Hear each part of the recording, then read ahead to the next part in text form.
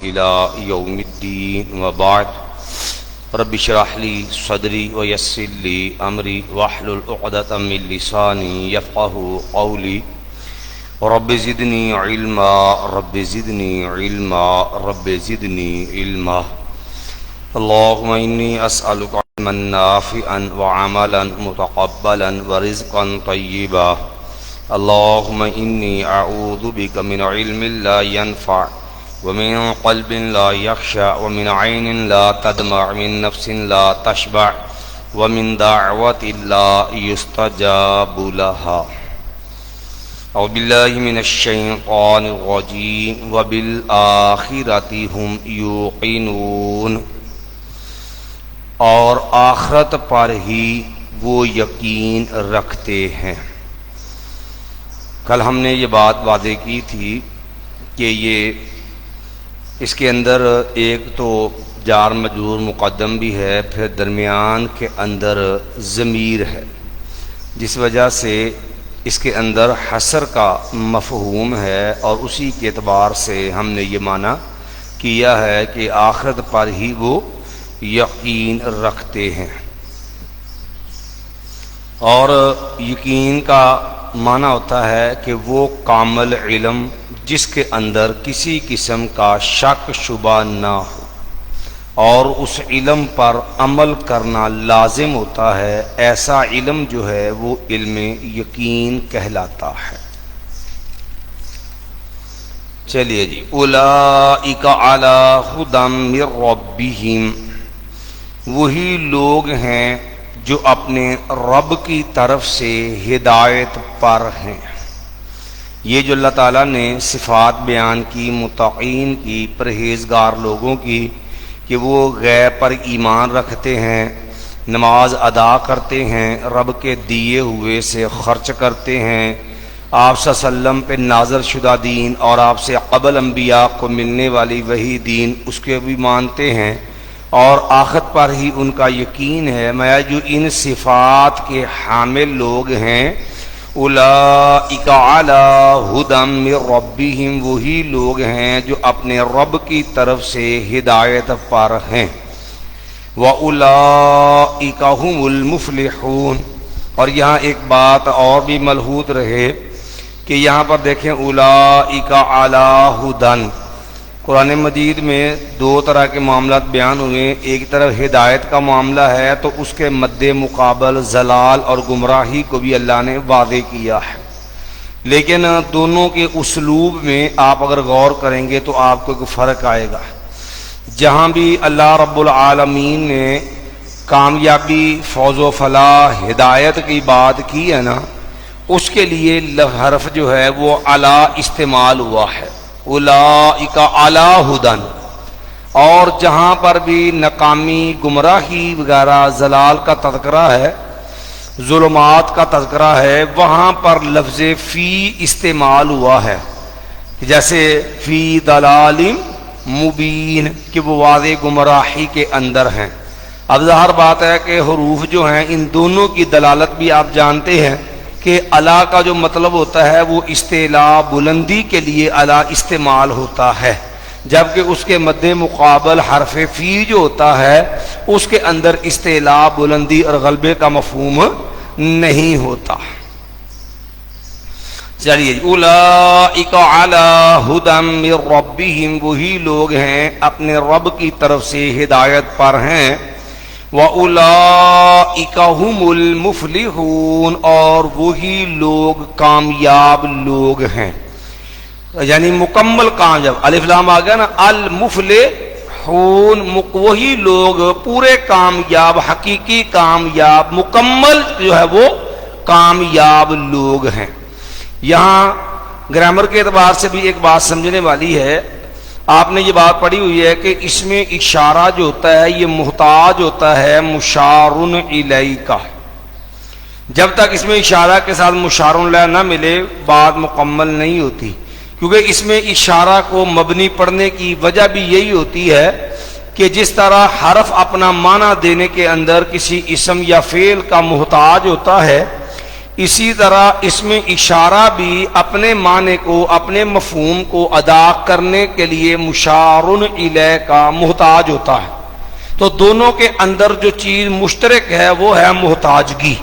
تو اسی وجہ سے اس اسم کو حرف کے ساتھ مناسبت کی وجہ سے اس میں غیر متمکن یا مشابہ مبنی میں شمار کیا جاتا ہے، کیونکہ آپ نے پڑھا ہوا ہے کہ عربی زبان میں کوئی حرف کوئی اسم جو ہے مبنی نہیں ہوتا۔ عربی زبان میں اصلاً حقیقتاً کوئی اسم جو ہوتا ہے وہ مبنی نہیں ہوتا۔ اس میں فعل امر مبنی ہوتا ہے، اسی طرح جو ہے فعل ماضی مبنی ہوتا ہے، اور تمام حروف مبنی ہوتے ہیں۔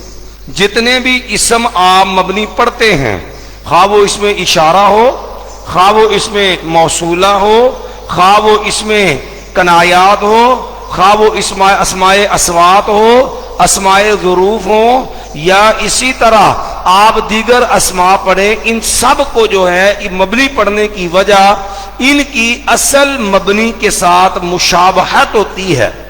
تو یہاں اس میں اشارہ ذکر نہیں ہے، تو اصل جو ہے چونکہ بات پیچھے واضح ہے کہ اولئک المذکورون، یعنی یہ جن کا پیچھے ذکر ہوا نا، جن افراد کا، یہ جو افراد ہیں ہم المفلحون، وہی لوگ مکمل کامیاب ہیں۔ اب ایک دوسری بات بھی سمجھ لیجئے گرامر کی، اولئک کا اس میں اشارہ ہے، یہ بھی معرفہ ہے، اور المفلحون جو ہے یہ بھی معرفہ ہے۔ اور یہ بات آپ نے پڑھی ہوئی ہے کہ مبتدا اور خبر، مبتدا معرفہ ہوتا ہے اور خبر جو ہوتی ہے وہ ناکرہ ہوتی ہے۔ مبتدا معرفہ ہوتا ہے اور خبر جو ہوتی ہے وہ نکرہ ہوتی ہے۔ تو جب خبر اور مبتدا اور خبر دونوں معرفہ آ جائیں تو پھر خطرہ ہوتا ہے کہ ان میں التباس پیدا نہ ہو جائے، اختلاط نہ ہو جائے۔ التباس اختلاط کیا ہے کہ موصوف اور صفت، موصوف بھی معرفہ ہوتا ہے، صفت بھی معرفہ ہوتی ہے، اس میں اشارہ بھی معرفہ ہوتا ہے، مشار الیہ بھی معرفہ ہوتا ہے۔ تو اس لیے جو ہے جب التباس کا خطرہ ہو، مبتدا خبر دونوں معرفہ آ جائیں، تو اس کے اندر فرق کرنے کے لیے کہ یہ التباس سے بچ جائے، یہ بات کلیئر ہو جائے کہ یہ مبتدا خبر ہیں، اشارہ مشار الیہ نہیں ہے، اس کے لیے جو ہے درمیان میں ایک ضمیر لاتے ہیں، اس ضمیر کو ضمیر فصل کہا جاتا ہے۔ تو یہ ہم جو ضمیر ہے، اولئک هم المفلحون، یہ ہم ضمیر جو ہے یہ ضمیر فصل ہے۔ اور عام طور پر اس کی ترکیب میں بھی لوگ ایک غلطی کرتے ہیں، پہلے بنا لیتے ہیں کہ جو عام لوگ ترکیب کرتے ہیں ان کا انداز یہ ہوتا ہے، اولئک کو اس میں اشارہ بنا لیتے ہیں اور مبتدا، پھر کہتے ہیں جی ہم مبتدا ثانی، پھر اس کے بعد المفلحون کو خبر بناتے ہیں، پھر کیا کرتے ہیں کہ ہم اور مفلحون مبتدا خبر کو جو ہے جملہ اسمیہ خبریہ بنا کر کے پھر اولئک مبتدا کی خبر۔ حالانکہ اصولی طور پر یہ ترکیب غلط ہے، کیونکہ ہم ضمیر جو ہے وہ فصل کی حیثیت سے آئی ہے۔ ترکیب کے اندر آپ کریں گے اولئک کا اس میں اشارہ مبتدا، اس کا مشار الیہ آپ جو ہے وہ ذکر نکال کے کرنا چاہتے ہیں، یہ اختصار کے ساتھ اتنا ہی کہہ لیں گے تب بھی ٹھیک ہے۔ اولئک کا اس میں اشارہ مبتدا ہو جائے گا، ہم ضمیر فصل ہے، اس کو اتنا کہہ کے چھوڑ دیا جائے گا، اور المفلحون جو ہے یہ جو ہے اس کی خبر بن جائے گی، کیونکہ اگر درمیان میں یہ ضمیر نہ ہوتی ہم، تو یہ مانا جائے جملے کی بجائے یہ مرکب ناقص ہو جانا تھا، اولئک المفلحون، پھر تو مطلب وہ کامیاب لوگ، بھئی کیا ہے ان کو، کیا کیا انہوں نے، وہ بات مکمل نہیں رہنی تھی، بات کا مفہوم جو ہے وہ خراب ہو جانا تھا۔ اس لیے جب مبتدا خبر دونوں معرفہ آ جائیں تو التباس سے بچانے کے لیے ان کے درمیان جو ضمیر لائی جاتی ہے اس ضمیر کو ضمیر فصل کہا جاتا ہے۔ چلیے جی، ان الذین کفروا سواء علیہم، ان الذین کفروا، بے شک وہ لوگ جنہوں نے کفر کیا، سواء علیہم برابر ہے ان پر، اانذرتہم برابر ہے آپ کا ان کو ڈرانا. یہ حمزہ جو ہے اس کا معنی کیا نہیں ہے, یاد رکھنا یہ حمزہ استفہام نہیں ہے, کیونکہ حمزہ استفہام ہو سوال کے جو حمزہ آتا ہے تو اس کا معنی ہوتا ہے کیا. یہ حمزہ تسویہ ہے, یہ حمزہ تسویہ ہے جس کا معنی برابری ہوتا ہے. یعنی انذرتہم کا معنی ہوگا برابر ہے آپ کا ڈرانا ان کو, ام لم یا نا تنذرہم آپ ڈرائیں ہم ان کو, یعنی ان کے لیے آپ کا ڈرانا نہ ڈرانا برابر ہے. ان کے لیے آپ کا ڈرانا نہ ڈرانا جو ہے وہ کیا ہے, برابر ہے. تو یہاں یہ بات بھی ذہن میں رہے کہ عام طور پر لوگ کہہ دیتے دیکھو جی جب انہوں نے ماننا ہی نہیں ہے, ان کی ضد ہٹ درمی تعصب اناد کا معاملہ یہاں تک پہنچا ہے کہ وہ ضدی ماننے کو تیار نہیں, تو پھر ان لوگوں ایسے لوگوں کو بات کہنے کا فائدہ, ایسے لوگوں کو دعوت دینے کا فائدہ, ایسے لوگوں کو بات سمجھانے کا فائدہ کیا ہوا جی. حالانکہ اللہ نے جو بات سمجھائی ہے یہ نہیں کہا کہ آپ کے ڈرانا نہ ڈرانا آپ پر برابر ہے. اللہ نے یہ بات نہیں کہی کہ اے میرے نبی علیہ السلام آپ پہ ڈرانا برابر, ڈرانا یا نہ ڈرانا برابر, یہ نہیں اللہ نے کہا. اللہ رب العالمین نے جو انداز اختیار فرمایا وہ کیا ہے کہ ان کے لیے آپ کا ڈرانا نہ ڈرانا ان پر ایک جیسا ہے. کافروں کے لیے برابر ہے, آپ ان کو ڈرائیں نہ ڈرائیں. دائی کو نہیں کہا کہ آپ کے لیے برابر ہے.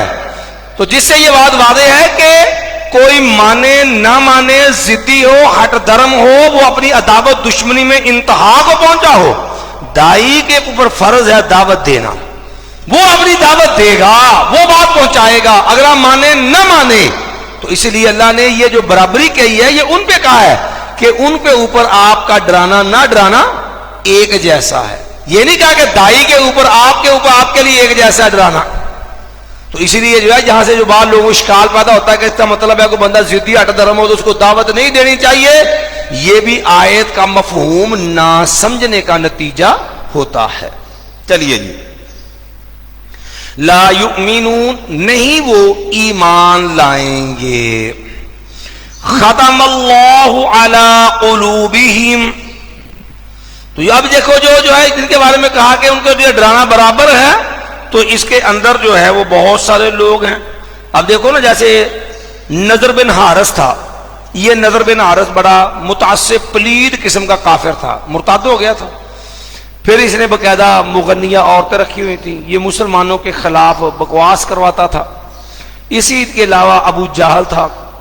یہ لوگ اس قدر ضدی تھے کہ نبی صلی اللہ علیہ وسلم نے, یہ جو ابو جہل ہے نا, یہ واحد شخص ہے جس کے بارے آپ نے فرمایا فرعون ہذہ الامہ, یہ ابو جہل جو ہے یہ اس امت کا فرعون ہے.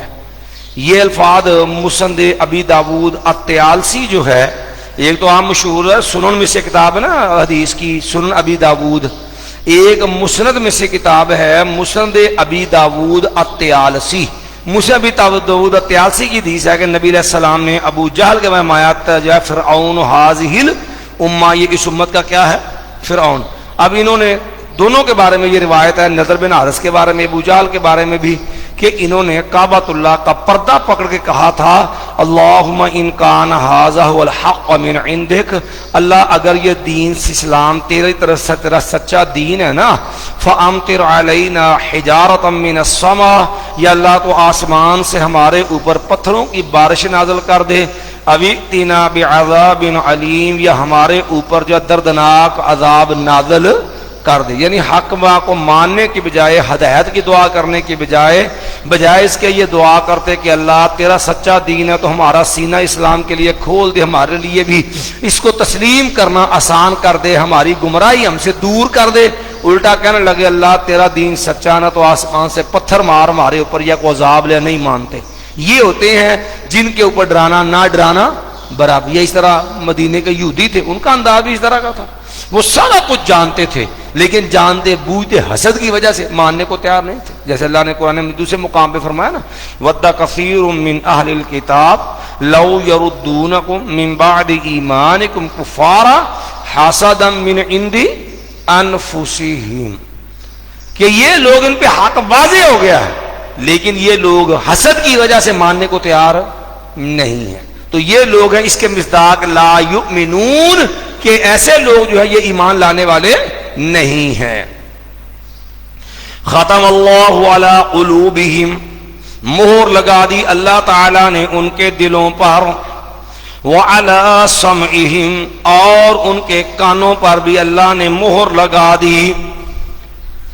اللہ اکبر.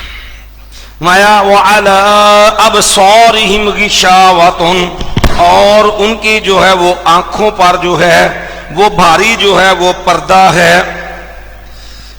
وَلَهُمْ عَذَابٌ عَظِيمٌ، اور ان کے لیے جو ہے بہت بڑا جو ہے وہ عذاب ہے. اب یہ جو اللہ رب العالمین نے فرمایا ختم اللہ علی قلوبہم، اللہ نے مور لگا دی ہے ان کے دلوں پر. دیکھو اللہ رب العالمین نے انسان کو 3 بڑی نعمتیں عطا کی ہیں، اور ان تینوں نعمتوں کو اللہ نے عام نعمتوں سے ہٹ کر ان السمع والبصر والفؤاد کل اولئک کان عنہ مسئولا. یوں تو انسان سے اس کی پوری زندگی کا بھی سوال ہوگا، جوانی کا بھی سوال ہوگا، لیکن انسان کو جو جس کے جسم کے اندر جو نعمتیں عطا ہوئی ہیں ان میں سے 3 نعمتیں ایسی ہیں جن کا الگ سوال ہوگا. کانوں کے بارے میں، آنکھوں کے بارے میں، اور دل کے بارے میں. ان السمع والبصر والفؤاد. فؤاد جو ہوتا ہے نا یہ انسان کا دل ہوتا ہے، یہ دل کا اوپر والا جو حصہ ہوتا ہے نا اس کو فؤاد کہتے ہیں. کیونکہ انسانی دل کی یہ کیفیت ہوتی ہے کہ اس کے اندر 4 نالیاں جاتی ہیں، 2 کا کام اندر خون پہنچانا ہوتا ہے، 2 کا اندر سے کھینچنا ہوتا ہے.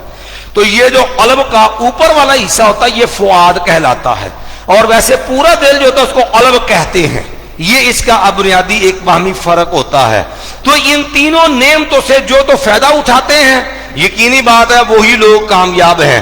لیکن اللہ نے جو ہے ایسے کافروں کے بارے میں متعدد مقامات پر یہ بات کہی کہ انہوں نے ان نعمتوں کو جو ہے جب اسے فائدہ نہیں اٹھایا تو گویا کہ یہ نعمتیں ان سے اللہ نے وہ سوچنے سمجھنے کی صلاحیت ہی جو ہے وہ ختم کر دی. تو میں ختم اللہ علی قلوبہم، مہر لگا دی اللہ کے دلوں پر. اب یہ مہر کیا ہے؟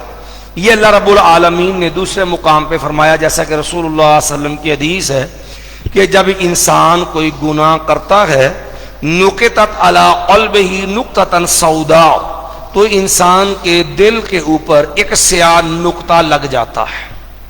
فإن تاب واستغفر سقل قلبہ، اگر انسان توبہ کرتا ہے اللہ سے معافی مانگتا ہے تو یہ انسان کا سارا دل جو ہے یہ صاف ہو جاتا ہے، نقل ہو جاتا ہے، پہلے سے بھی زیادہ چمک اٹھتا ہے. وَإِلَّا، اگر جو ہے یہ انسان توبہ نہیں کرتا، گناہ کر کے اللہ سے استغفار نہیں کرتا، تو یہ تاتالو، یہ پورے جس دل کے اوپر جو ہے یہ سیاہی جو ہے وہ غالب آ جاتی ہے، پورے دل کے اوپر سیاہی چھا جاتی ہے. میں یہ گناہوں کی سیاہی جو ہے جسے علامہ کلا بل ران علی قلوبہم ما کانوا یکسبون، مایا بلکہ یہ جو ہے زنگ ہے ان کے دلوں پر اس چیز کی وجہ سے جو انہوں نے کمایا. یہ ان کی بدعمالی کرتوتوں کا، گناہوں کا زنگ ہے جس سے یہ دل جو ہے اس کی صلاحیتیں کیا ہو گئی، اب ختم ہو گئی. جیسے اللہ نے جنمیوں کے بارے میں نا کہ پھر یہ دل کیا ہوتا ہے، لہم قلوب لا یفقہون بہا. اب اس مور کے بعد جو ہے اس دل کی حالت یہ ہوتی ہے ما ولقد ذرأنا لجہنم کثیر من الجن والانس، اللہ نے بہت سارے لوگ جہنم کے لیے پیدا کیے تو ان کی کمزوریاں بیان کی. فرمایا لہم قلوب لا یفقہون بہا، ان کے دل ہیں لیکن اس دل کے اندر سوچنے سمجھنے کی صلاحیت نہیں ہے. وَلَهُمْ أَعْيُنٌ لَا وَلَهُمْ آذَانٌ لَا يَسْمَعُونَ بِهَا، کان ہے سننے کی صلاحیت، وَلَهُمْ أَعْيُنٌ لَا يُبْصِرُونَ بِهَا، آنکھیں ہیں پر ان میں دیکھنے کی، حق دیکھنے کی صلاحیت نہیں ہے. گویا کہ آنکھیں رکھنے کے باوجود ان کو جو ہے سمجھ نہیں آتی کہ حقیقت کیا ہے. کان ہونے کے باوجود ان کو سمجھ نہیں آتی کہ فرق کر پائیں بادل کیا ہے، صحیح کیا. جیسے جانور ہوتا ہے نا، ان کی آنکھیں انسانوں سے بڑی ہوتی ہیں، ان کے کان انسانوں سے بڑے ہوتے ہیں، دل انسان سے بڑا ہوتا ہے، لیکن ان کے اندر سمجھنے، سوچنے، غور، فکر، تدبر اس کی صلاحیت سے وہ کیا ہوتے ہیں؟ محروم ہوتے ہیں. اس لیے مایا اولئک کالانعام، یہ لوگ جانوروں کی طرح ہیں، بل ہم اضل، بلکہ یہ جانوروں سے بھی کیا ہیں؟ بدتر ہیں. تو مایا ختم اللہ علی قلوبہم، تو اللہ نے مہر لگا دی ان کے دلوں پر. یہ گناہوں کا وہ زنگ ہے جسے یہاں پر مہر جو ہے وہ کہا گیا ہے.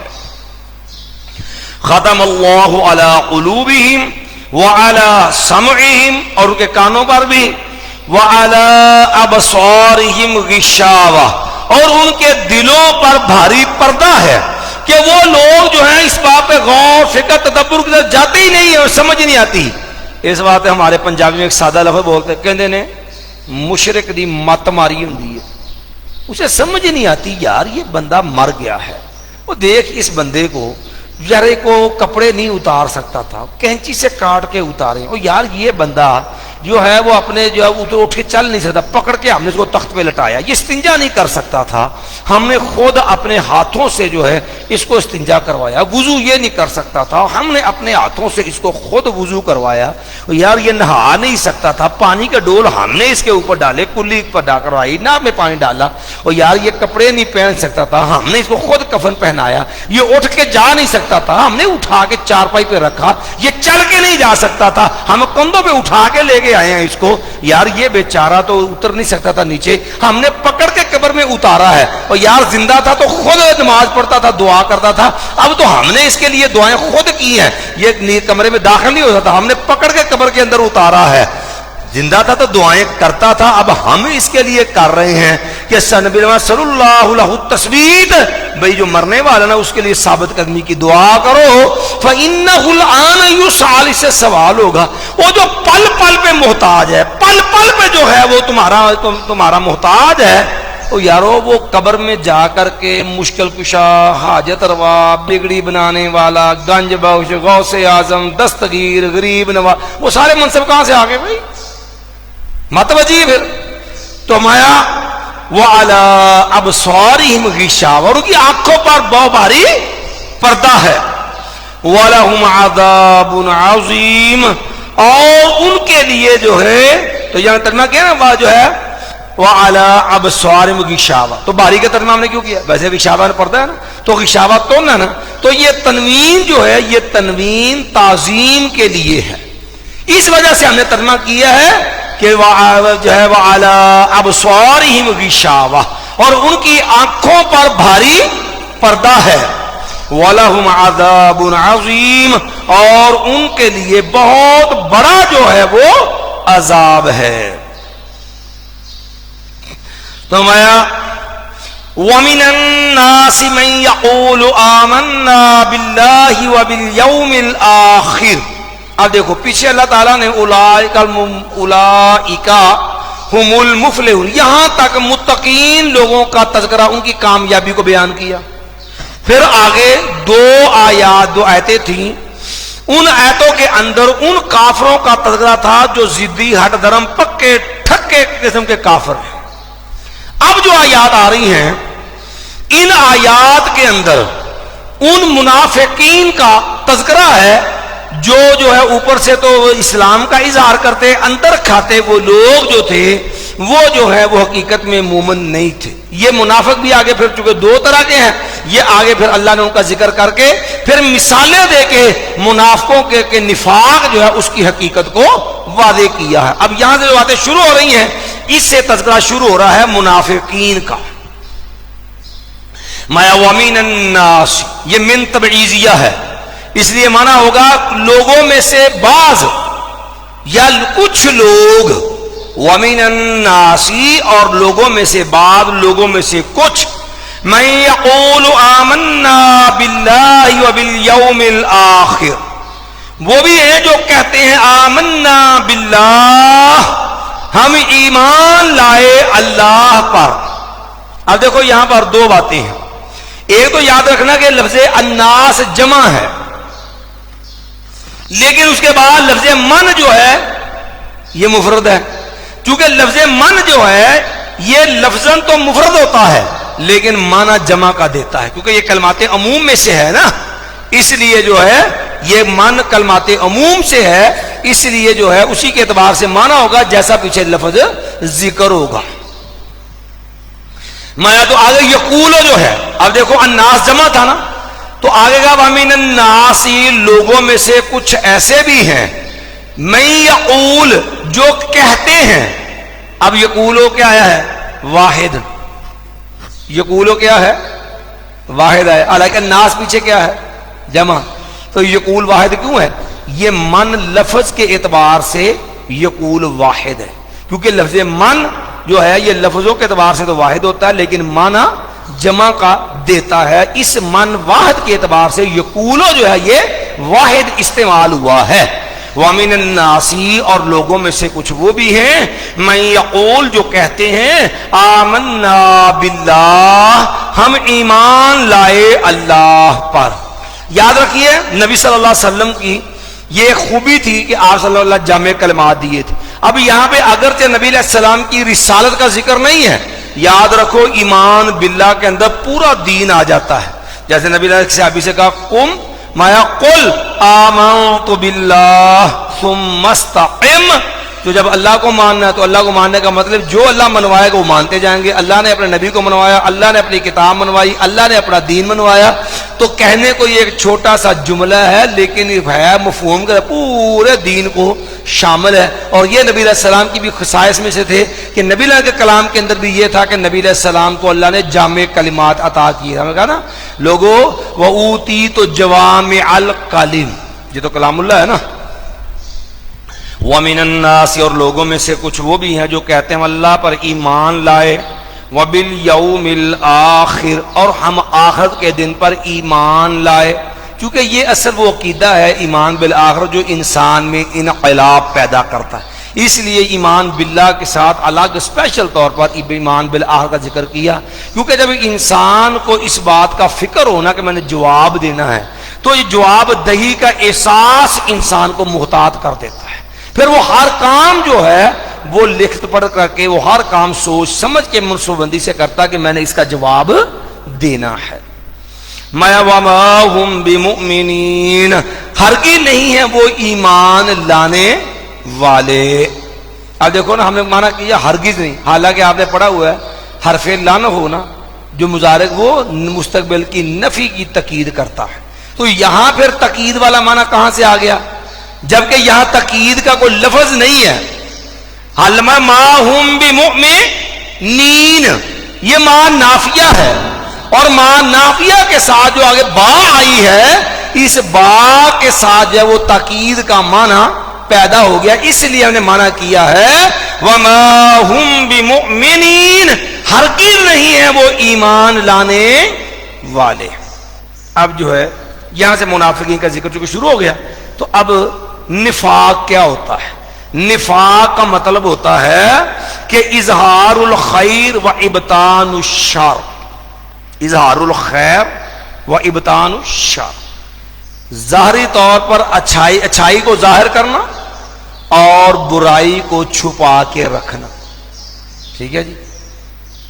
ظاہری طور پر جو ہے جن پنجابی سارے کو اور مانا کرتے ہیں، اردو میں محاورہ بولتے کہتے ہیں بغل میں چھری منہ میں رام رام، اوپر سے خیر خواہ محب ظاہر کرنا، اندر کھاتے جو ہے وہ اس چیز سے دشمنی نفرت عداوت رکھنا، اس کو ماننا نہیں ہے. یہ منافقت ہوتی ہے. اور یہ نفاق بھی آپ یاد رکھیے گا یہ نفاق دو طرح کا ہوتا ہے اسلام کی شریعت کے اندر. ایک نفاق ہوتا ہے اعتقادی اور ایک نفاق ہوتا ہے نفاق عملی. نفاق جو اعتقادی ہوتا ہے یہ بدترین کفر ہوتا ہے اور نفاق عملی جو ہوتا ہے یہ گناہ کبیرہ کی قسم ہے. نفاق اعتقادی جو ہوتا ہے یہ بدترین کفر ہوتا ہے.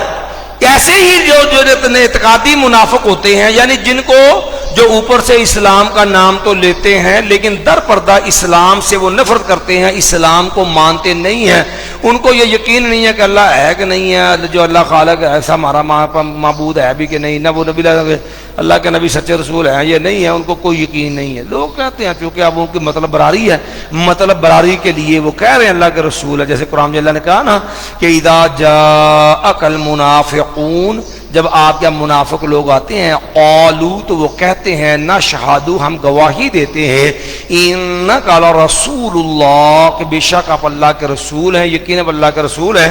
فرمایا واللہ یعلم انک لرسولہ، حالانکہ اللہ کو معلوم ہے کہ اللہ کے رسول ہے، واللہ یشہد ان المنافقین لکاذبون، یقیناً منافق لوگ کیا ہیں؟ جھوٹے ہیں۔ یہ اوپر اوپر سے تو آپ کو رسول اللہ کہہ رہے ہیں لیکن اندر سے مانتے نہیں، یہ اعتقادی نفاق۔ اور قرآن مجید میں جو وعیدات بیان ہوئی ہیں جیسے ہے ان المنافقین فی الدرک الاسفل من النار، یہ ایسے ہی منافقوں کے بارے میں ہے کہ جو اعتقادی منافق ہیں، جو اوپر اوپر سے اسلام کا نام تو لیتے لیکن حقیقت میں اسلام کو ماننے والے نہیں ہیں۔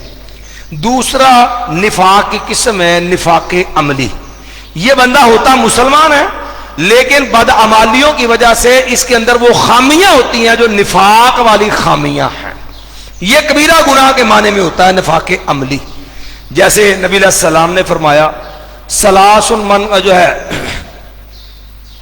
اربع من کن فیہ کان منافقا خالصا، ایک حدیث میں ہے کہ 4 خامیاں ایسی ہیں جس میں یہ خامیاں ہوگی پکا ٹھکا منافق ہے۔ ایک حدیث میں ہے آیت المنافق ثلاثۃ، منافق کی نشانیاں 3 ہیں، اذا حدث کذب واذا وعد اخلف واذا اؤتمن خان، جب بات کرتا ہے تو جھوٹ بولتا ہے، جب جو ہے وعدہ کرتا ہے تو وعدے کی خلاف ورزی کرتا ہے، واذا اؤتمن خان، اس کے پاس امانت رکھی جائے تو خیانت کرتا ہے۔ اور دوسری حدیث میں اربع من کن فیہ کان منافقا خالصا، 4 خامی ہیں جس میں یہ چاروں خامیاں ہوئی وہ پکا ٹھکا منافق ہے، جو ہے ومن کان فیہ خصلۃ منہا کانت فیہ خصلۃ من النفاق حتی یدعها، جس میں ان میں سے کوئی ایک خامی پائی گئی اس میں وہ نفاق والی خامی ہے، حتی یدعها، یہاں تک وہ خامی چھوڑ دے۔ وہ خامیاں 4 کے ہیں، اذا حدث کذب، جب وہ بات کرتا ہے تو جھوٹ بولتا ہے، واذا وعد اخلف، جب وعدہ کرتا تو وعدے کی خلاف ورزی کرتا ہے، واذا اؤتمن خان، امانت رکھی جائے تو خیانت کرتا ہے، واذا خاصم فجر، جب جھگڑا کرتا ہے تو گالم گلوچ کرتا ہے، گند بکتا ہے، گالیاں دیتا ہے، واذا خاصم فجر، یہ منافقانہ عادات ہیں، اسے کہتے ہیں عملی نفاق، یہ کبیرہ گناہ کے حکم میں ہے۔ بات سمجھ آ گئی ہے؟ یہاں ایک بات آئی ہے ضمن ایک اور بات بھی آپ سمجھ لیجیے، یہ آگے اللہ رب العالمین نے ان کی جو ہے وہ جرم بیان کیا کہ بما کانوا یکذبون، یہ سارا کچھ کیوں ہے؟ یہ جھوٹے ہیں، جھوٹ بولتے ہیں۔ اچھا آپ نا نفاق کی جو ہم نے 4 نشانیاں بیان کی، اب چاروں پہ غور کریں، اب چاروں پہ غور کریں گے نا، چاروں کے اندر ایک چیز آپ کو مشترک ملے گی، کامن ملے گی، اور وہ ایک چیز کامن پتہ کیا؟ وہ ہے جھوٹ۔ چاروں پہ غور کر لو۔ اب دیکھو اذا حدث کذب، بات کرتا تو کیا کرتا ہے؟ جھوٹ بولتا، یا تو بات سیدھی ہوگی جھوٹ والی۔ اچھا واذا وعد اخلف، کہنا نہیں میں بات ہوئی پہنچو میں آیا، میں تانے مغری آیا، میں شام میں کیوں آگا، آتا نہیں ہے تو کیا کیا اس نے؟ جھوٹ بولا۔ تو وعدہ خلافی بھی کیا ہوتی ہے؟ جھوٹ ہوتا ہے۔ وَإِذَا اؤْتُمِنَ خَانَ، بندے نے امانت رکھوائی، اس میں سے کچھ چیز اڑا لی، مثلا بندے نے پیا دیا وہ رہا 1000 رکھوایا، نہیں جی میرے کو تو ہے ہی 950 سے، وہ کہنا میں آپ کے، نہیں جی تانوں غلطی لگی ہوئے گی، ہے یہ نہ سی، وہ چپکے سے اس کے مال سے مال اڑا لیا۔ اب کیا کر رہا ہے؟ یہ جھوٹ بول رہا ہے، تھا 1000 کہہ رہا ہے 950۔ تو امانت میں جو خیانت ہے یہ بھی کیا ہے؟ اس کی بنیاد کس پہ کھڑی ہے؟ جھوٹ پہ. اچھا بھائی جا خاصما فاجارا، جب یہ جھگڑا کرتا لڑائی کرتا تب بھی کیا کرتا ہے؟ گند بکتا ہے. اب کسی کو یہ گالی دے گا، کسی کی بہن کو گالی دے گا، کسی کی ماں کو یا اسی کو، ٹھیک ہے یہ تیری ماں ایسی، تیرا باپ ایسا، تیرا خاندان ایسا، ٹھیک ہے. اب کیا ہے؟ اس بیچارے کی ماں ایسی تو نہیں ہے جیسا یہ بکرا ہے، اس کی بہن بیچارے کی ایسی تو نہیں ہے، یہ اس کے بارے میں جو الزام دے رہا ہے اس میں وہ عیب تو نہیں ہے، تو یہ کیا کر رہا ہے؟ پھر جھوٹ بول رہا ہے. تو گویا کہ آپ دیکھیں یہ جو عملی نفاق ہے اس کی ساری خامیوں میں ایک چیز مشترک ہے، اور وہ کیا ہے؟ جھوٹ. اسے بھائی ایاکم والکذب، اپنا لوگ جھوٹ سے بچو، یہ برائی کا رستے کھولتا ہے، اس کا انجام جہنم ہوتا ہے. تو فرمایا یخادعون اللہ والذین آمنوا، یخادعون اللہ، وہ دھوکہ دیتے ہیں اللہ تعالیٰ کو، والذین آمنوا، اور ان لوگوں کو جو ایمان لائے. یہ یخادعون، خادع یخادع، یہ یاد رکھیے گا باب مفاعلہ ہے، اور آپ نے پڑھا ہوا ہے باب مفاعلہ جو ہوتا ہے اس کا ایک خاصہ بھی ہوتا ہے، اس میں مشارکت پائی جاتی ہے. یعنی ہر ایک بندہ بیا کا وقت فاعل بھی ہوتا ہے، بیا کا وقت مفعول بھی ہوتا، مطلب ایک دوسرے کو دھوکہ دینا. اب اس میں ہر بندہ دوسرے کو دھوکہ دے بھی رہا ہے، دوسرا اور دھوکہ کھا بھی رہا ہے، دوسرا اس کو دھوکہ دے رہا ہے. ہر وقت ایک بندہ فاعل بھی ہوتا ہے، مفعول بھی ہوتا ہے. اس پر بات ہم آگے کرتے ہیں. تو یاد رکھنا یہ چیزیں جو ہوتی ہیں یہ اللہ کی صفات نہیں ہیں. تو یہ آگے بات کرتے ہیں وہاں پر انشاءاللہ یستہزئ کے تحت. یخادعون اللہ، وہ دھوکہ دیتے ہیں اللہ تعالی، یعنی اللہ کو دھوکہ تو کوئی نہیں دے سکتا، لیکن چونکہ منافق اپنے باطل گمان کی وجہ سے سمجھتا ہے کہ چونکہ اس کا رب یقین نہیں ہے نا، وہ رب کی حقیقت کو سمجھتے نہیں ہے، اللہ تعالیٰ کی صفات سے واقف ہی نہیں ہے، اسے معرفت ہی نہیں ہے رب کی، اس لیے وہ یہ سمجھتا ہے کہ میں رب کو معاذ اللہ جو دا لگا رہا ہوں. یخادعون اللہ، وہ دھوکہ دیتے ہیں اللہ تعالیٰ کو. والذین آمنوا، اور ان لوگوں کو بھی دھوکہ دیتے ہیں جو ایمان والے ہیں. حالانکہ وما یخدعون، حالانکہ نہیں وہ دھوکہ دے رہے الا انفسہم، مگر اپنی جان. اور بھائی نقصان کیا کر رہے ہو؟ بظاہری طور پر سمجھا مسلمان ہیں، ایمان والوں کے ساتھ ہیں، لیکن دھوکہ کس کو دے رہے ہو؟ اپنے آپ کو. نقصان کون اٹھائے گا؟ تم جو ہے وہ خود جو ہے وہ نقصان اٹھاؤ گے. نقصان اپنا کر رہے ہو، بیڑا گھر کا اپنا کر رہے ہو، کیونکہ ان چیزوں کو جتنے بھی تم وقت لگا رہے ہو نہ تم اس وقت کا قدر پہل ملنی ہے، جو تم محنتیں کر رہے ہو نہ اس کام کا تمہیں کو صلہ ملنا ہے. کیوں؟ تمہارا مقصد اللہ کو راضی کرنا ہے ہی نہیں، ساری محنت تمہاری دنیا میں ضائع ہو جائیں گی. تو فرمایا وما یشعرون. اور یہ ہے نفاق کا نقصان کہ ایسی مت ماری ہوئی ہے نفاق کی وجہ سے، سمجھ یہ رہے ہیں کہ ہم اللہ کو دھوکہ دے رہے ہیں، ہم جو ہے ایمان والا، حقیقت میں دھوکہ خود کھا رہے ہیں. تو یہی ان کی بدبختی ہے کہ ان کا شعور ہی مر گیا، انہیں احساس ہی نہیں کہ ہم خود نقصان اٹھا رہے ہیں. ما فی قلوبہم مرض، مایا کہ ان کے دلوں میں ہی میں بیماری ہے. دیکھو نا، دل ایمان کا مرکز ہوتا ہے نا. اولئک کتب فی قلوبکم الایمان، اللہ نے دل جو ایمان کہاں رکھا ہے؟ دل کے اندر. التقوی ہاہنا، التقوی ہاہنا، اور ایمان کا مرکز بھی دل، تقوی کا مرکز بھی دل. تو اللہ نے فرمایا کہ یہ منافق لوگ ہیں، یہ کام اتنا خراب کیوں کرتے ہیں جو ہے دیدہ دنستہ. فرمایا فی قلوبہم مرض، ان کے دلوں ہی میں بیماری ہے. اب ترجمہ پھر غور کرو، ہم نے ترجمہ کیا حسرہ، دلوں میں ہی بیماری ہے. کیوں؟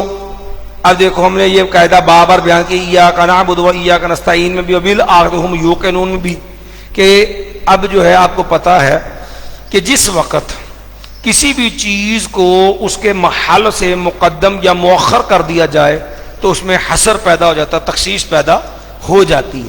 تو یہاں پر بھی کیا ہے کہ فی قلوبہم مرض، فی قلوبہم جاء خبر مقدم ہے نا، اور ماجا مرضون جو ہے، قلو جو ہے مرضون جو ہے یہ مبدا مؤخر ہے. تو اس لیے جو ہے ہم نے جو ہے یہ حسر والا معنی کیا کہ ان کے دلوں ہی میں بیماری ہے. یہ دل ہی گندے ہو چکے ہیں, دل ہی جو ہے وہ بیمار ہیں. چلیے جی, اور وہ مرض کیا ہے؟ شک شبے والا, تردد والا, منافقت والی بیماری ان کے دلوں کے اندر ہے. فی قلوبہم مرض, ان کے دلوں کے اندر جو ہے مرض, بیماری ہے. فزادہم اللہ مرضا, زیادہ کر دیا ہے ان کو اللہ تعالیٰ نے بیماری میں. تو اللہ نے ان کا یہ تردد, شک, یہ ان کا جو ہے وہ تذبذب, یہ جو ہے بے چینی, اللہ نے اور زیادہ ان کی کیا کر دی ہے؟ بڑھا دی ہے.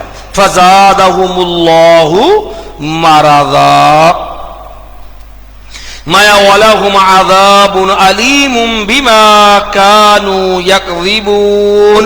وَلَهُمْ, اور ان کے لیے, عذاب, عذاب ہے. یہ لفظ 3 دفعہ پہلے بھی آ چکا, 2-3 دفعہ. عذاب عظیم, عذاب علیم. ویسے عذب کا معنی کیا ہوتا ہے؟ ہاذا عذب فرات, ہاذا ملح اجاج. یہ ملح اجاج تو ہو گیا نا نمکین کڑوا, ملح نمکین تے اجاج کڑوا, تے عذب فرات, عذب کا معنی کیا ہوتا ہے؟ میٹھا. اور آپ یہاں معنی کر رہے ہیں عذاب کا معنی کیا جا رہا ہے سزا. عذب وَلَهُمْ عَذَابٌ وَلَهُمْ عَذَابٌ, تو عذب سے بنا ہے نا یہ. تو عذب کا معنی کیا ہوتا ہے؟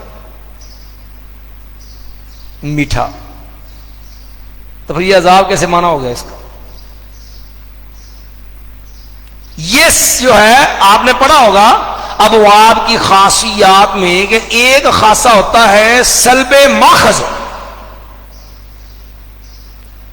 ابواب کی خاصیت میں سے ایک خاصہ یہ ہوتا ہے سلب ماخذ, کہ وہ جو لفظ کا مادہ ہوتا ہے, اصل معنی جو ہوتا ہے, وہی اس لفظ سے ختم کر دیا جاتا ہے. تو گویا کہ اس کے اندر سے مٹھاس, سکون, آرام ختم ہو چکا ہے. تو جب سلب ماخذ سے معنی کریں گے تو معنی کیا بنے گا؟ کہ گویا کہ اس میں آرام سکون ختم ہو گیا, تو پیچھے پھر کیا رہ گیا؟ پھر جب آرام سکون ختم ہے تو پھر کیا رہ گی؟ پھر پریشانی, تکلیف.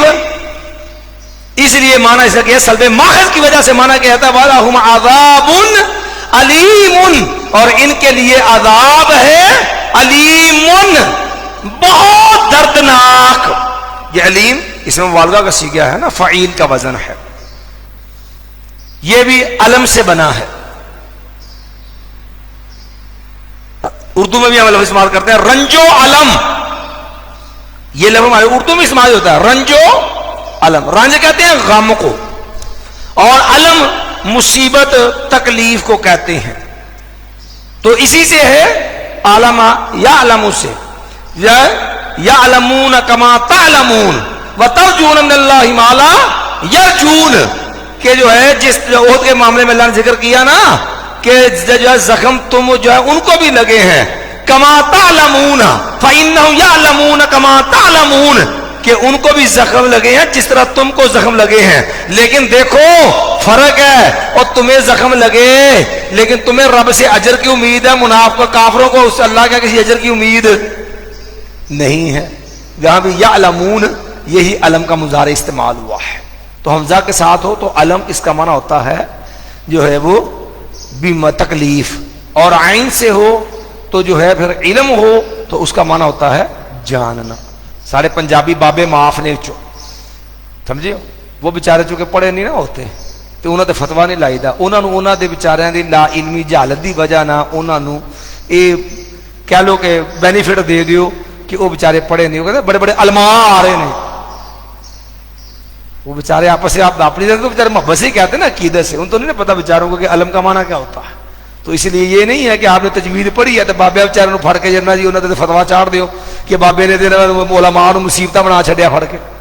چلیے جی, بہرحال وَلَهُمْ عَذَابٌ عَلِيمٌ, اور ان کے لیے بہت دردناک عذاب ہے, بیما اس وجہ سے کانو, وہ ہمیشہ سے ہیں, ماضی استمراری کا معنی ہو جائے گا وہ ہمیشہ سے ہیں, یا یکذبون, جھوٹ بولنے والے.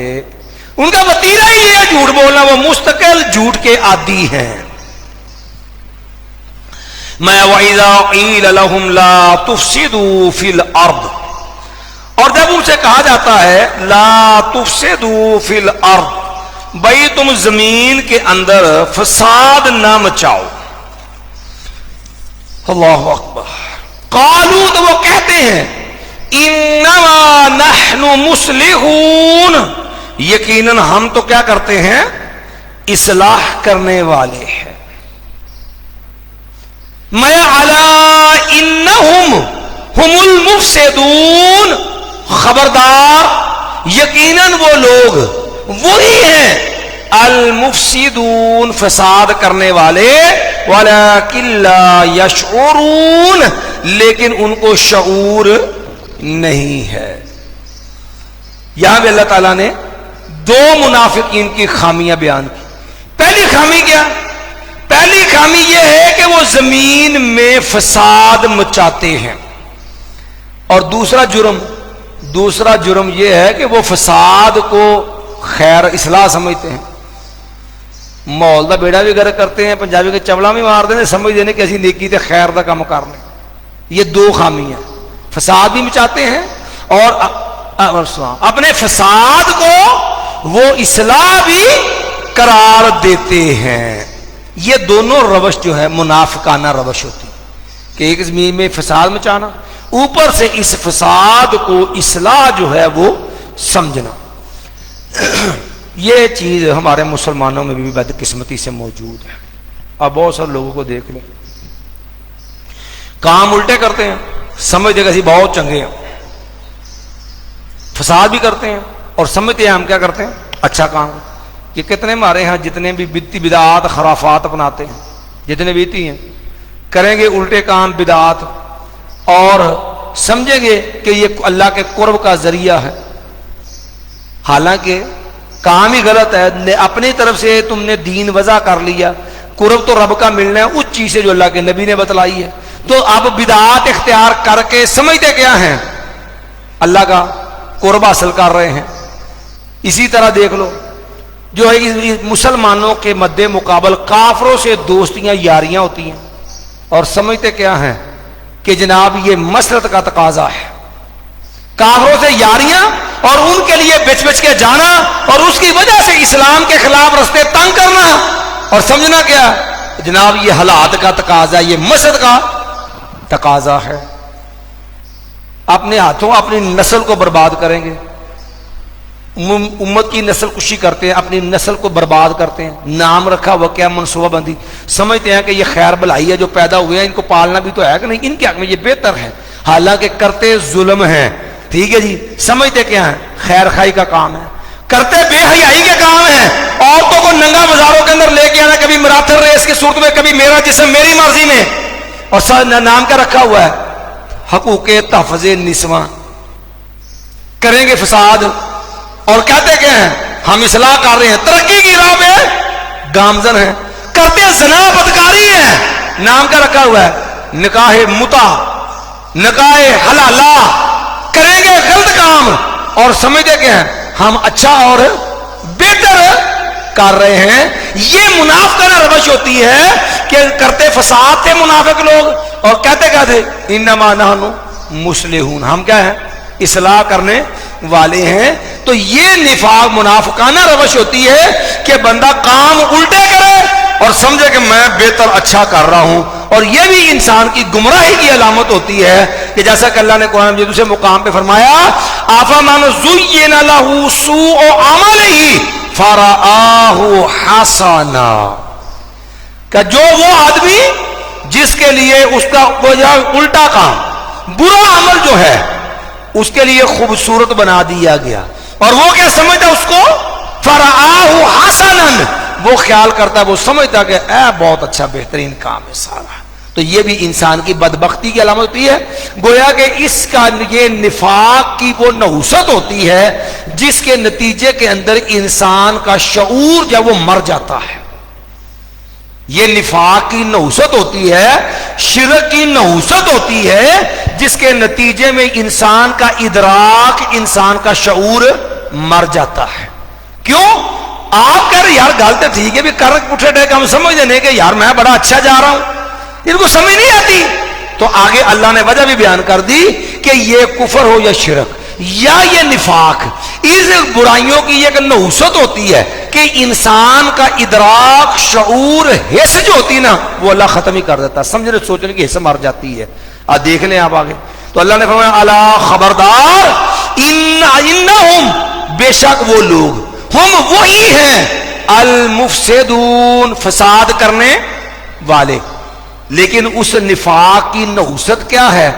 ولکن لا یشعرون، لیکن وہ شعور نہیں رکھتے، وہ سمجھتے نہیں ہیں. گویا کہ اس نفاق کی نحوست یہ پڑ گئی کہ وہ اس کو اس حقیقت کے ادراک سے کیا ہو گئے؟ محروم ہو گئے. یہ اج ہم پنجابی یہاں کہتے ہیں کہ شرک نہ بندے دی مت ماری جاندی ہے. اس طرح نفاق جو ہوتا ہے وہ بھی انسان کی جو ہے وہ حس اور شعور جو ہے اس کو برباد کر دیتا ہے. وَلَٰكِن لَا يَشْعُرُونَ، لیکن وہ شعور نہیں رکھتے. وَإِذَا قِيلَ لَهُمْ آمِنُوا كَمَا آمَنَ النَّاسُ، وَإِذَا قِيلَ لَهُمْ، اور جب کہا جاتا ہے ان کو آمِنُوا تم ایمان لاؤ، کما آمن الناس جس طرح ایمان لائے تمام لوگ. اور الناس کون ہے؟ یہ نزول قرآن کا دور ہے. اور ایمان لانے میں کون ہے؟ یہ وہ ہیں جنہیں اصحاب محمد کہا جاتا ہے صلی اللہ علیہ وسلم. یہ آیت دلیل ہے کہ صحابہ اکرام رضی اللہ عنہم من حیث الجماعت، من حیث الجماعت پوری جماعت کے لحاظ سے معصوم ہیں. صحابہ کرام من حیث الجماع کیا ہے؟ معصوم ہیں. یاد رکھنا صحابہ کرام کی دو حیثیتیں ہیں. ایک ہے انفرادی شخصی. صحابی ہوتا کون ہے؟ من لقی النبی صلی اللہ علیہ وسلم مؤمنا بہ ومات علی الاسلام، جس نے حالت ایمان میں نبی علیہ السلام سے ملاقات کی ہوتی اسی کو اس کی وفات ہوتی.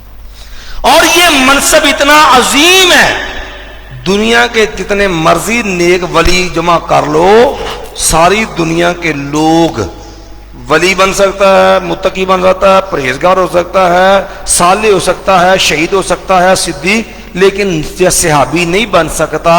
پوری دنیا کے لوگ مل کے سیدنا عبداللہ ابن عمر کہتے ہیں لوگوں اگر تم میں سے کوئی آدمی ولو میرا عمر نوح، اگر کسی کو سیدنا نوح علیہ السلام جتنی عمر مل جائے نا، وہ اتنے ساری زندگی نیکیاں کرتا چلا جائے، تب بھی وہ شرف صحابیت نہیں پا سکتا.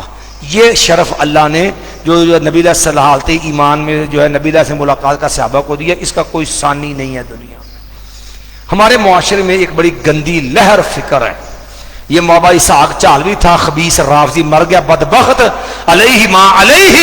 ایسے ملعون جو ہیں یہ ہیں وہ کمینے جو رافضیت کے جو ہیں وہ مفت کے جو ہے وہ ٹٹو تھے، اور ان کے جو ہے وہ ہوا جو ہے ہواری تھے صحابہ کرام کے بارے میں اہل السنہ والجماعت میں بغض پیدا کرنے والے. ان کا پہلا حملہ یہ بابا بکواس کیا کرتا تھا عموماً، کہنا اتار دیو صحابیت کا کبوس اپنے ذہن تو کہ صحابی یہ غلطی نہیں کر سکتا. یاد رکھنا صحابہ کرام کو معمولی ہستی نہیں ہے. صحابہ کرام من حیث الجماعت معصوم ہے. آپ قرآن پڑھیے، ایک آیت یہ ہے اللہ نے صحابہ کرام کو معیار ایمان بنایا ہے. آمنوا کما آمن الناس فإن آمنوا بمثل ما آمنتم بہ فقد اہتدوا.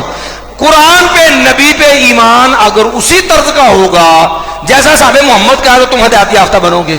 والسابقون الاولون من المہاجرین والانصار والذین اتبعوہم بإحسان رضی اللہ عنہم ورضوا. اللہ ان سے راضی، وہ رب سے. اور رضا دیکھو نا، دنیا میں ہر مومن وہ اس کو ایک سے جو ہے جیت حاصل ہوتی ہے رضا کی، وہ دعوے دار ہوتا میں اللہ سے راضی ہوں. اللہ اس پہ راضی ہے کہ نہیں کوئی دلیل نہیں ہے. یہ جماعت صحابہ ہے جن کو یہ شرف ہے کہ اللہ ان سے کیا ہے. لیکن لوگوں کو یہ بھی نہیں شعور ہوتا کہ یہ بات ہے کتنی بڑی. جنت سے بھی بڑا انعام اللہ کی رضا ہے، یاد رکھنا۔ جنت سے بھی بڑا انعام کیا ہے؟ اللہ کی رضا ہے۔ قرآن میں کہا نا وَرِضْوَانٌ مِّنَ اللَّهِ أَكْبَرُ، اللہ کی رضا یہ سب سے بڑھ کر کے ہے۔ نبی علیہ السلام نے فرمایا جنتی جنت میں چلے جائیں گے، جب جنتی جنت میں جائیں گے تو اللہ رب العالمین فرمائیں گے میرے بندوں کو چیز چاہیے تو مانگو، کوئی ضرورت ہو تو بتلاؤ۔ جب انہیں یہ کہا جائے گا تو کہیں گے یا اللہ تیری جنت ایک سے بڑھ کے ایک نعمت جو ہے وہ اس میں موجود ہے۔ تو نبی علیہ السلام نے فرمایا پھر اللہ تعالیٰ جو ہے جنتیوں سے کہیں گے کہ جاؤ میرے بندو کہ میں اللہ تمہیں یہ انعام دے رہا ہوں، میں جو ہے تم پہ راضی ہوں، جو ہے میں تم پہ راضی ہوں اور میں کبھی بھی تم پہ ناراض نہیں ہوں گا۔ اور مایا کہ یہ انعام اللہ کا سب سے بڑا انعام ہوگا اہل جنت کے لیے، جنت سے بھی بڑا انعام یہ ہوگا کہ میں تم سے راضی فَلَا أَسْخَطُ عَلَيْكُمْ آبادا، میں رب ہمیشہ کے لیے خوش ہو گیا، کبھی ناراض ہی نہیں ہوگا۔ اور یہ رضا کن کو ملی ہے؟ صحابہ کرام کو۔ وَالسَّابِقُونَ الْأَوَّلُونَ مِنَ الْمُهَاجِرِينَ وَالْأَنصَارِ الَّذِينَ اتَّبَعُوهُم بِإِحْسَانٍ رَضِيَ اللَّهُ عَنْهُمْ وَرَضُوا عَنْهُ۔ اب یہاں بھی یاد رکھنا، کئی لوگ کہتے ہیں جی با مخصوص صحابہ نو، بھئی وہ حدیبیہ والا مسئلہ الگ ہے، لقد رضی اللہ عن المؤمنین اذ یبایعونک تحت الشجرہ، کہ سب کو اللہ نے جنت کی بشارت دی ہے۔ یہاں یہ سورۃ توبہ کی آیت ہے، سورۃ توبہ مدنی آیت ہے اور مدینے کے اندر بھی آخری دور میں نازل ہونے والی صورتوں میں سے ہے، جہاں مکہ بھی فتح ہو چکا، مکہ کے بعد کے لوگ ہیں اور اس کے اندر یہ سارے گروہ ہیں کہ اللہ نے ان کے راضی ہونے کا اعلان کیا ہے۔ پھر اللہ نے کہا لہم مغفرۃ و اجر عظیم، اللہ نے ان کے لیے بخشش کا اعلان کیا، اللہ نے ان کے لیے مغفرت کا اعلان کیا۔ ان اللہ اشترى من المؤمنین انفسهم واموالهم بان لهم الجنہ یقاتلون فی سبیل اللہ فیقتلون یقتلون وعدا علیہ حقا فی التوراۃ، اللہ نے ان سے جانیں خرید لی ہیں۔ پھر یہیں پر بس نہیں ہے، اللہ نے مایا اولئک کتب فی قلوبکم الایمان، اللہ نے ان کے دلوں میں، صحابہ کے دلوں میں ایمان رب نے جو ہے وہ فٹ کیا ہے، رب نے نصب کیا ہے۔ وزینہ فی قلوبکم اولئک کتب فی قلوبکم الایمان، ان کے دلوں میں ایمان رکھا اور مایا وزینہ فی قلوبکم، صحابہ کرام کے دلوں میں اللہ نے ایمان کیا کر دیا؟ مزین۔ پھر اگلے لفظ دیکھو وَكَرَّهَ إِلَيْكُمُ الْكُفْرَ وَالْفُسُوقَ وَالْعِصْيَانَ، کبھی ان لفظوں کو دھیان سے پڑھو صحیح، وَكَرَّهَ إِلَيْكُمُ الْكُفْرَ وَالْفُسُوقَ وَالْعِصْيَانَ، اللہ نے صحابہ کرام کو جو ہے اتنا ایمانی ذوق عطا کیا، اتنی ایمانی جو ہے وہ لذت چاشنی دی کہ اللہ نے جماعت صحابہ کے لیے کفر بھی ناپسند بنا دیا، کبیرہ گناہ بھی ناپسند بنا دیا، صغیرہ گناہ جو ہے اس کی بھی ان کے دلوں میں نفرت ڈال دی، ان کو کفر بھی ناپسند ہے، ان کو کبیرہ گناہ بھی ناپسند ہے، ان کو صغیرہ گناہ بھی، الکفر والفسوق کبیرہ گناہ، والعصیان صغیرہ گناہ۔ اور پھر یہی پر نہیں، اللہ نے صحابہ اکرام کو بلا شبہ پوری جماعت کو جنتی قرار دیا۔ لا یستوی منکم من انفق من قبل الفتح وقاتل، جنہوں نے فتح مکہ سے پہلے جہاد کیا اور اللہ کی راہ میں مال خرچ کیا، ماں یہ برابر نہیں ہے۔ لا یستوی منکم من انفق من قبل الفتح وقاتل اولئک اعظم درجۃ من الذین انفقوا من بعد وقاتلوا، کچھ لوگ وہ ہیں جنہوں نے فتح مکہ سے پہلے اللہ کے راہ مال خرچ کیا اور جہاد کیا، کچھ وہ ہیں جنہوں نے فتح مکہ کے بعد اللہ کے راہ میں مال خرچ کیا اور جہاد کیا۔ درجے میں فرق ہے، جو پہلے ہیں وہ یقیناً درجے کے لحاظ سے عظیم اعلیٰ ہیں، بڑے مرتبے والے ہیں، جو فتح مکہ کے بعد جہاد کرنے والے اور خرچ کرنے والے وہ درجے میں اس سے کم ہیں۔ آپ دیکھو سیدنا ابو سفیان رضی اللہ عنہ، سیدنا معاویہ، اس کے علاوہ مغیرہ بن شعبہ، اس دیگر صحابہ، بھئی فتح مکہ کے بعد بھی کوئی آیا ہے جنہوں نے جہاد کیا، قتال کیا، اولئک اعظم درجۃ، یہ درجے میں تو فرق ہے، پہلے لوگوں کا مقابلہ نہیں۔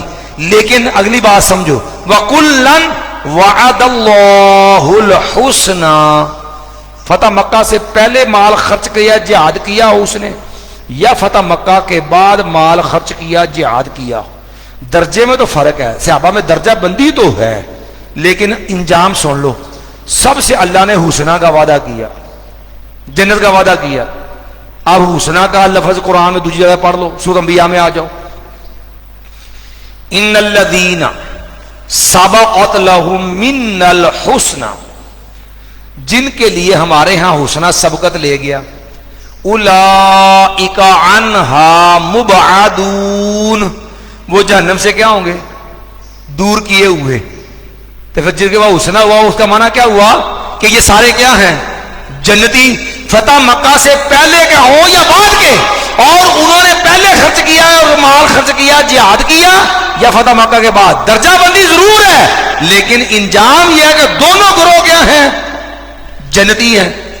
پھر اللہ نے ایک اور مقام سے سمجھایا، یوم لا یخزی اللہ النبی والذین آمنوا معہ، قیامت کا دن ہوگا، سورۃ تحریم ہے، یوم لا یخزی اللہ النبی والذین آمنوا معہ، قیامت کا دن ہوگا، اللہ نہ اپنے نبی کو رسوا کر ہونے دے گا، نہ اپنے نبی کی عزت پہ حرف آنے دے گا، والذین آمنوا معہ، اور نہ ان لوگوں کی عزت پہ حرف آنے دے گا جو اللہ کے نبی کے کیا ہیں؟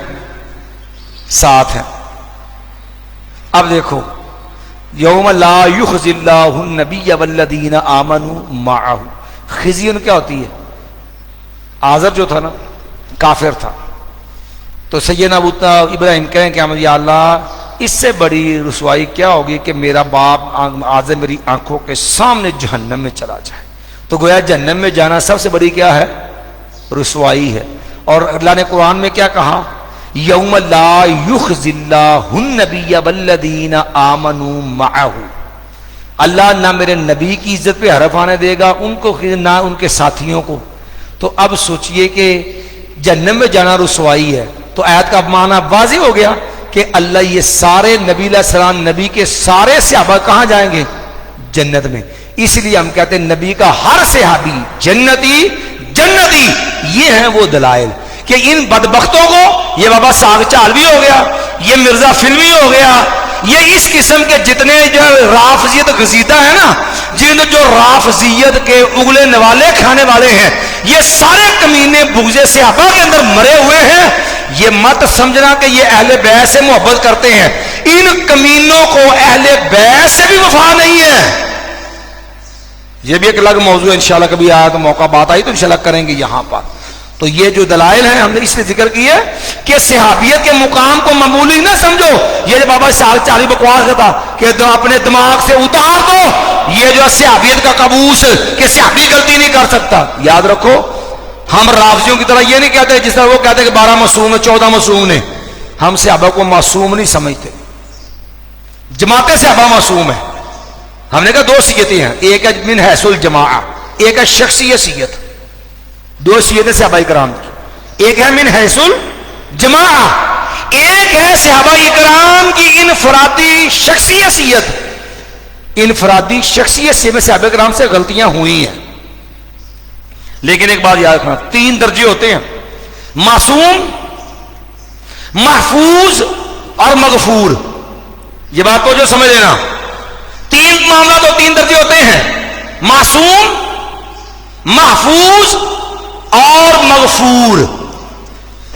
معصوم کا مطلب وہ ہے جس سے گناہ ممکن ہی نہیں، جیسے اللہ کی ذات ہے، فرشتے ہیں، لا مخلوق میں لے لو نا، مخلوق میں لا یعصون اللہ ما امرہم ویفعلون ما یؤمرون، فرشتے اللہ کی نافرمانی نہیں کرتے، معصوم ہے، لا یعصون اللہ ما امرہم، یا توقع ہی نہیں ہے۔ انبیاء علیہم السلام بشر ہیں، انسان ہیں، لیکن نبیوں سے غلطی گناہ نہیں ہوتا۔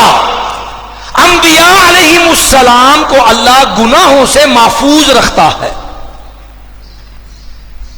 انبیاء علیہ السلام کو اللہ گناہوں سے محفوظ رکھتا ہے۔ اور یہاں ایک بات اور فرق ہے، ہمارے یہاں جو لفظ بولا جاتا ہے نا کہ انبیاء معصوم للخطا ہیں، وہ معصوم بمعنی محفوظ ہوتا ہے۔ یہ جو ہمارے یہاں اصطلاح چلتی ہے نا کہ انبیاء علیہم الصلاۃ والسلام کیا ہیں؟ معصوم ہیں.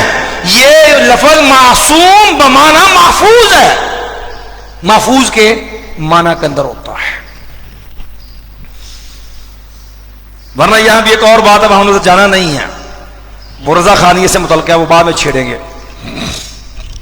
تیسری چیز ہوتی ہے مغفور. مغفور کا مطلب ہوتا ہے غلطی انسانی بشری تقاضوں کے تحت غلطی ہو گئی لیکن اللہ نے ان کو معاف کر دیا ہے، یہ مغفور ہوتا ہے.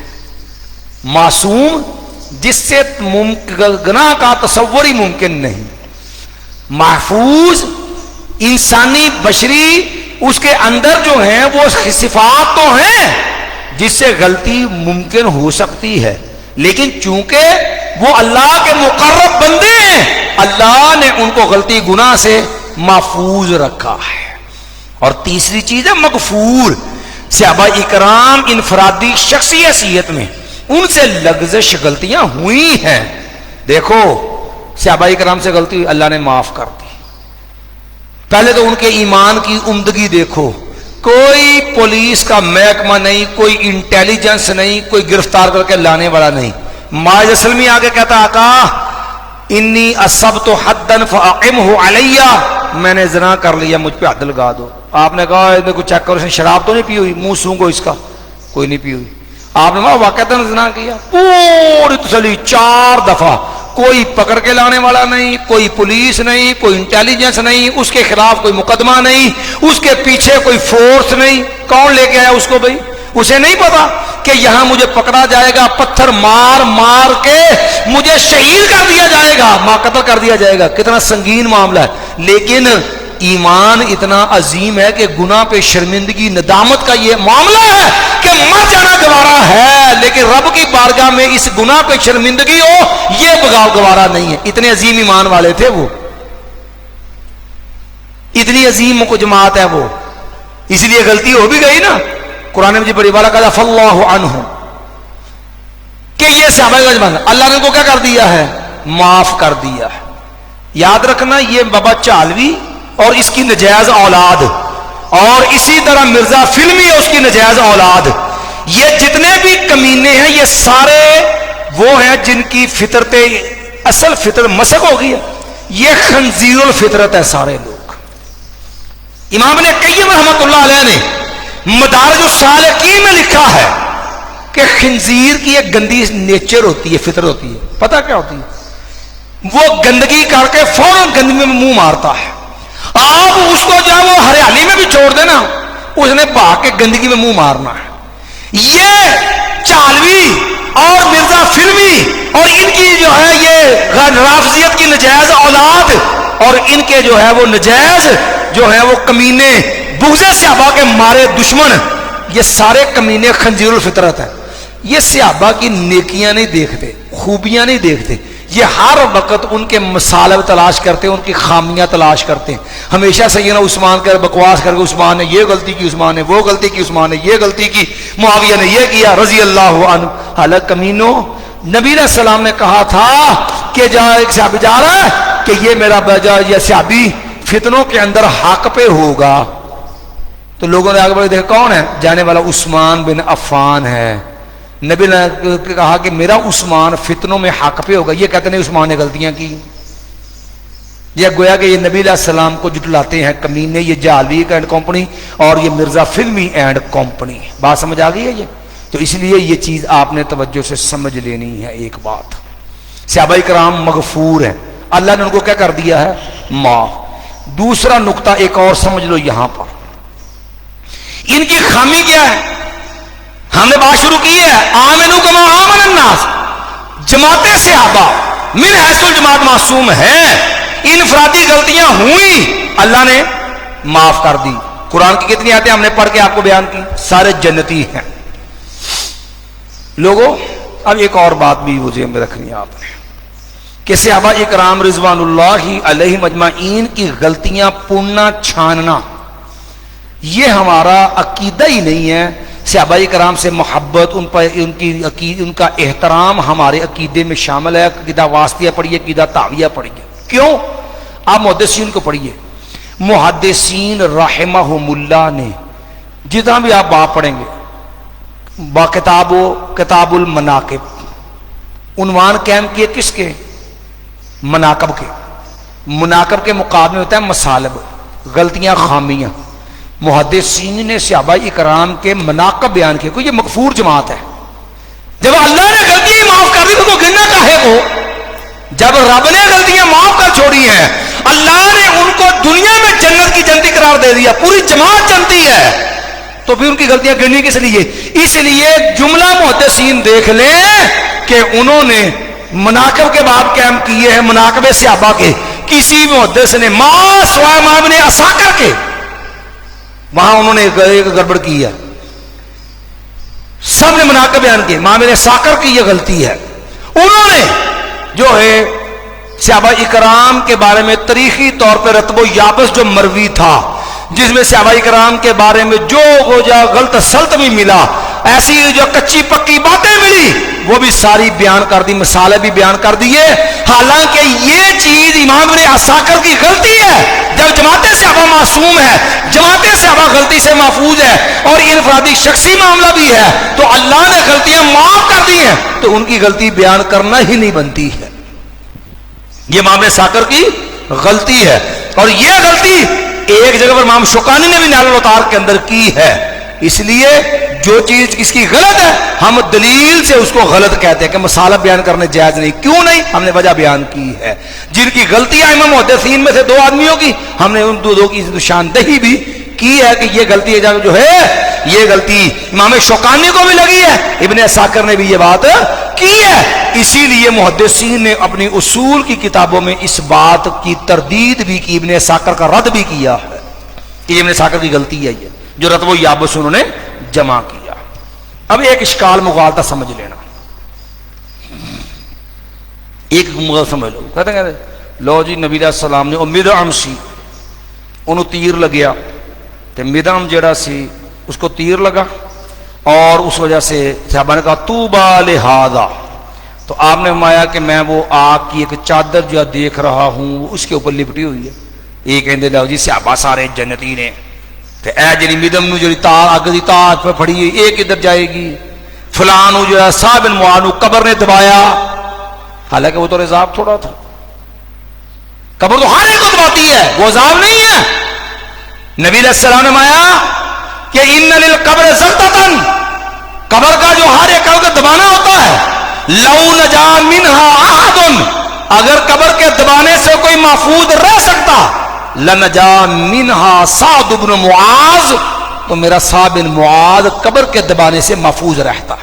اس نے نبی نے ایک بچے کا جنازہ پڑھا اور اس قبر نے اس کو بھی دبایا، وہ تو بیچارہ معصوم تھا، اس کے کھاتے میں تو گناہ ہی کوئی نہیں، وہ مکلف ہی نہیں تھا، اس کو قبر نے دبایا۔ نبی علیہ السلام لو نجا منہا احد لنجا منہا ھذا السبیل، لوگوں اگر اس قبر کے دبانے سے کوئی بچ سکتا ہوتا تو میرا ساتھ جو میرا یہ ننھا بچہ جو یہ اس سے بچ جاتا۔ یاد رکھنا اس حوالے سے جو لوگ ہیں، اس میں دو چیزیں ہیں۔ ایک تو منافقین کا ذکر ہے کہ وہ لوگ منافق، جیسے کہ جنگ کے اندر بندہ تھا، اس نے کفر کی صفیں پلٹ دی، صحابہ نے کہا یا کیا کمال ہے یہ آدمی، آپ نے فرمایا یہ بندہ جہنم میں گیا۔ بعد صحابی کا تو میں پریشان ہو گیا کہ اسے تو کفر کی صفیں الٹ دی، تو یہ جہنم میں کیوں گیا؟ تو پھر میں نے دیکھا کہ آخری وقت تھا، اس نے وہ نیزے کا بالا نیچے رکھ کر کے، زخموں سے چور تھا، تکلیفیں برداشت نہ کر پایا زخموں کی، بالا نیچے رکھ کر کے اس نے پھالا نیچے رکھا نیزے کا، اور اوپر خود کو گرا کے خودکشی کر لی۔ یہ منافقین قسم کے لوگ ہیں جن کا یہاں یہ جو واقعات کہی ہیں۔ مخلص کوئی صحابی ایسا نہیں۔ ویسے بھی بعض اہل علم کا موقف یہاں پر یہ ہے کہ یہ چیزیں جو ہیں، یہ جو عذاب قبر کا جس کے لیے آیا بھی، تو عذاب قبر جو ہے یہ اگر کسی کو ہو بھی جائے تو یہ جنت میں جانے کے معنی نہیں ہے۔ یوم لا یخزی اللہ النبی والذین آمنوا معہ نورہم یسعی بین ایدیہم، ٹھیک ہے؟ تو اس لیے یہ صحابہ کرام کے مصالح بیان کرنا حرام ہے۔ اس کی دلیل ایک اور سن لو، آخری بات پھر ہم سب کو آگے بڑھاتے ہیں۔ اللہ رب العالمین نے قرآن مجید سورہ حشر میں صحابہ کرام کے یہ دونوں گروہ مہاجر انصار جن کو معیار امام نے والسابقون الاولون من المہاجرین والانصار ہے نا، انہی کا ذکر آگے کیا، فرمایا للفقراء المہاجرین الذین اخرجوا من دیارہم واموالہم، یہ مہاجرین کا ذکر آ گیا۔ اس سے آگے ہے والذین تبوؤا الدار والایمان من قبلہم یحبون من ہاجر الیہم، لا یہ جو ہے جو یہ لوگ جو ہیں انصار کا ذکر ہے، ان دونوں گروہوں کا ذکر کر کے پھر آگے ایک بات کہی کہ ایمان والو جو صحابہ کے بعد آنے والے ہو تمہاری ذمہ داری کیا ہے؟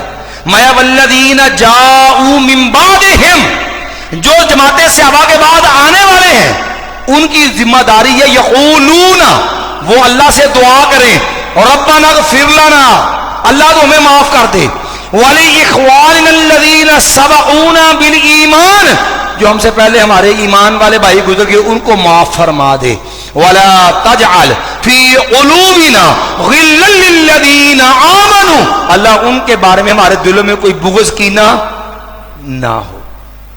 ذکر کن کا پیچھے؟ مہاجروں انصار صحابہ کرام کا۔ قرآن مجید سورہ حشر میں اللہ نے امتیوں کی ڈیوٹی لگائی، تمہاری ڈیوٹی جماعت صحابہ کے لیے بخشش کی دعا کرنا ہے، اور یہ دعا کرنا ہے اللہ ان کے بارے میں ہمارے دلوں کو بغض کینے ہر قسم کی علائش سے پاک کر دے۔ والذین جاءوا من بعدہم یقولون ربنا اغفر لنا ولإخواننا الذین سبقونا بالایمان ولا تجعل فی قلوبنا غلا للذین آمنوا ربنا انک رؤوف رحیم۔ تو اللہ نے ہماری ڈیوٹی کیا لگائی ہے کہ دعا کرو، دعا میں دو چیزیں ہوں، صحابہ کے لیے بخشش کی دعا، نمبر دو اپنے دلوں کو ان کے بارے میں بغض نفرت کینہ علائشوں سے پاک رکھنے کی۔ کتنا بڑا بدبخت ہے جو ان کے بخشش کی دعا کی بجائے ان کے عیب تلاش کرے اور ان کے بارے میں نفرت رکھے اور نفرت پھیلائے۔ یہ بدترین دنیا کے کمینے لوگ ہیں اور یہ مفت کے رافضی ایجنٹ ہیں جو جماعت صحابہ کے بارے میں شر پھیلا کر کے امت مسلمہ کے نوجوانوں کو گمراہ کرتے ہیں۔ چلیے بات سمجھ آ گئی ہے؟ چونکہ یہ مسئلہ عقیدے کا تھا، صحابہ کرام سے محبت، صحابہ کرام کا احترام، یہ عقیدے کا مسئلہ ہے، اس لیے ہم نے یہاں پر یہ بات کی کہ جماعت صحابہ معیار ایمان اللہ نے بنایا، اس لیے ہم نے جو ہمارے معاشرے میں جو کفر ظلم رائج ہے ہم نے اس کی تردید لازم ضروری خیال کی ہے۔ چلیے جی آگے، آمینو کما آمن الناس، تم ایمان لاؤ جس طرح لوگ ایمان لائے۔ قالو، تو انہوں نے کہا انؤمنو، کیا ہم ایمان لائیں؟ کما آمن السفہاء، جس طرح ایمان لائے بیوقوف لوگ۔ سفہاء یہ صفی کی جمع ہے، صافیہ یصفہ سے ہوتا ہے، الا من صافیہ نفسہ، ماضی بھی استعمال ہوئی ہے قرآن کے اندر۔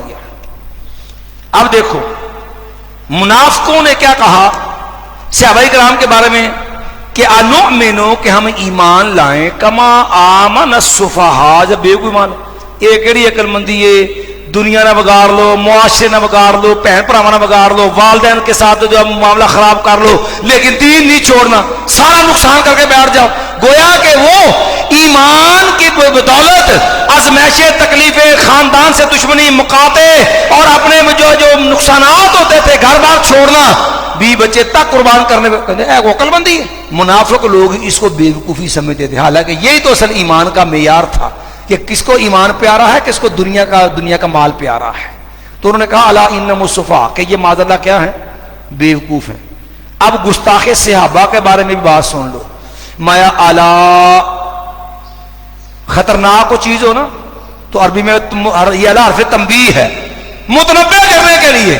آج میں ساڑھے یہاں ٹرانسفارم ہو گئے نا، یا کوئی خطرناک کیمیکل کے گاڑیاں ہوتے ہیں نا، ٹرک وغیرہ، ٹینکیاں والے ٹرک، اس کے اوپر ایک جو ہے وہ انسانی جو ہے وہ ہڈیاں اور اس کے اوپر کھوپڑی کی تصویر بنی ہوتی، اور ساتھ کے لکھا ہوتا ہے خطرہ۔ متنبہ کرنے کے قریب، ورنہ اتنا ہی چوچا بن جاؤں گے۔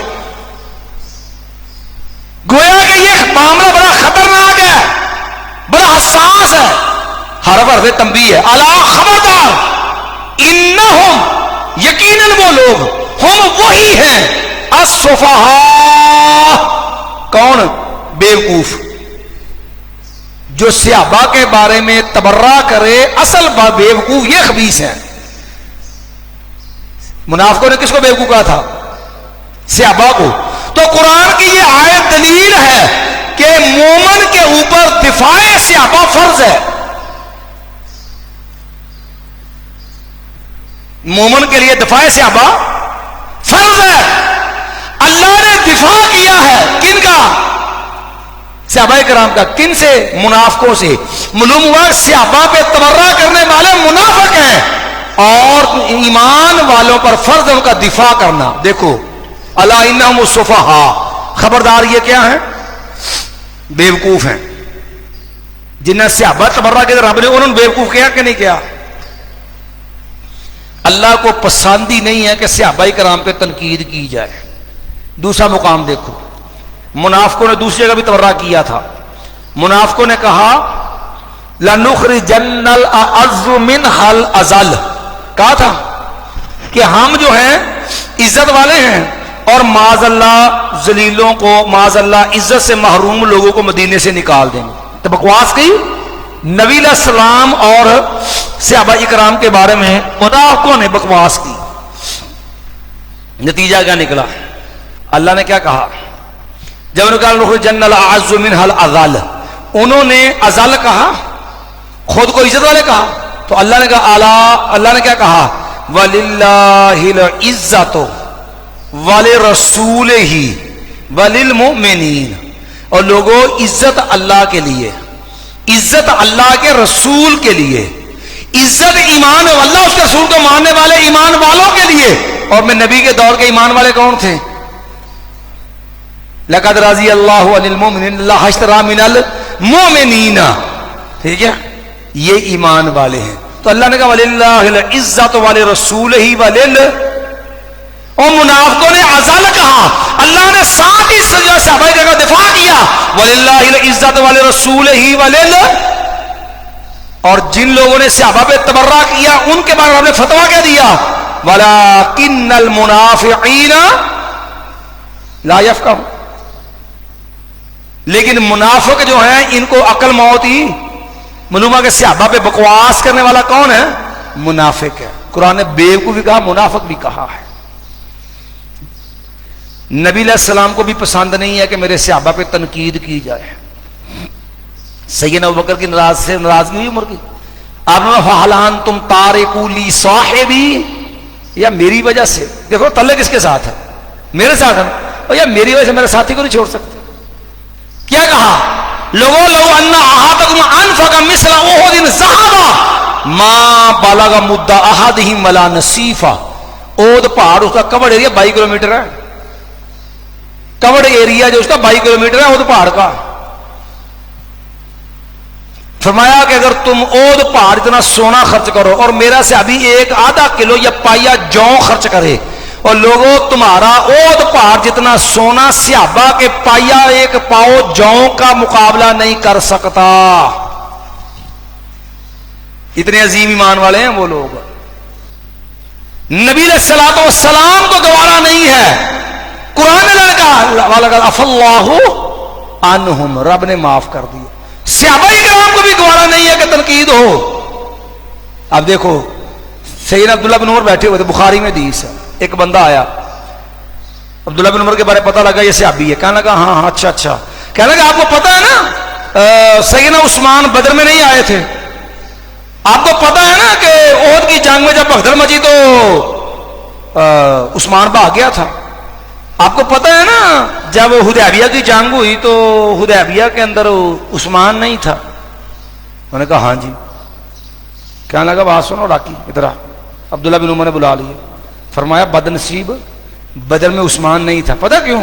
نبی علیہ السلام کی بیٹی رقیہ رضی اللہ عنہا، سیدنا عثمان بھی بیمار تھی، اللہ کے نبی علیہ السلام پیچھے چھوڑ کے گئے تھے، عثمان میں تجھ کو جنگ میں برابر شریک سمجھوں گا، اس لیے پیچھے تھا۔ احد کی جنگ میں رب نے کہا لَقَدْ عَفَا اللَّهُ عَنْهُمْ، وہ کمینے جب رب نے ان کو معاف کر دیا تو کون ہوتا بکواس کرنے والا؟ کیا حدیبیہ؟ وہ فرمایا کہ رب نے جب بیعت لی، بیعت پہ رب نے معاف کیا، نیچے ہاتھ اللہ کا، نبی علیہ السلام کا، اوپر ہاتھ اللہ کا، ید اللہ فوق ایدیہم، 14 صحابہ کی بیعت ہے، اور رب نے رضا کا اعلان کیا۔ بیعت ہوئی کس کے لیے تھی؟ وہ کمینے تجھے اتنا بھی نہیں پتا کہ عثمان کا خون، اس کی عزت اتنی قیمتی ہے کہ نبی علیہ السلام نے اپنا اور اپنے ساتھ 14 صحابہ سے بیعت لی ہے کہ یا عثمان کا بدلہ لیں گے یا اپنی جان قربان کر دیں گے۔ عثمان میرے نبی کی نظر میں جماعت صحابہ میں اتنا عظیم ہے، تو جس کا عثمان کے بارے میں بغض ہے وہ کتنا خبیث اور لعین ہوگا۔ دفاع کیا عبداللہ عمر نے، فرمایا عراقی او خبیث اب جا تو، جانا تو۔ بات سمجھ آ گئی ہے؟ تو صحابہ کرام کا دفاع، صحابہ پہ تنقید، یہ منافقین کا شیوا ہے۔ صحابہ کا دفاع رب کی سنت بھی ہے، رسول اللہ کی سنت بھی ہے، اور جماعت صحابہ کی بھی سنت ہے۔ الا انہم ہم الصفہاء، خبردار صحابہ کرام پہ تبرہ کرنے والے، صحابہ کو بیوقوف کہنے والے، حقیقت میں یہی لوگ جو ہیں وہ بیوقوف ہیں، لیکن چونکہ مت ماری ہے نا نفاق دی وجہ نا، ولیکن لا یعلمون، یہ نفاق کی نحوست ہے، جہالت میں ڈوبے انہیں پتہ ہی نہیں کہ بیوقوف کر کیا رہے ہیں، ولیکن لا یعلمون، لیکن وہ جانتے نہیں ہیں۔ وَإِذَا لَقُوا الَّذِينَ آمَنُوا، اور جب وہ ملاقات کرتے ہیں ان لوگوں سے، آمنوا جو ایمان لائے، قالوا آمنا، ایمان والوں سے ملتے ہیں تو کیا کہتے ہیں؟ ہم ایمان لائے۔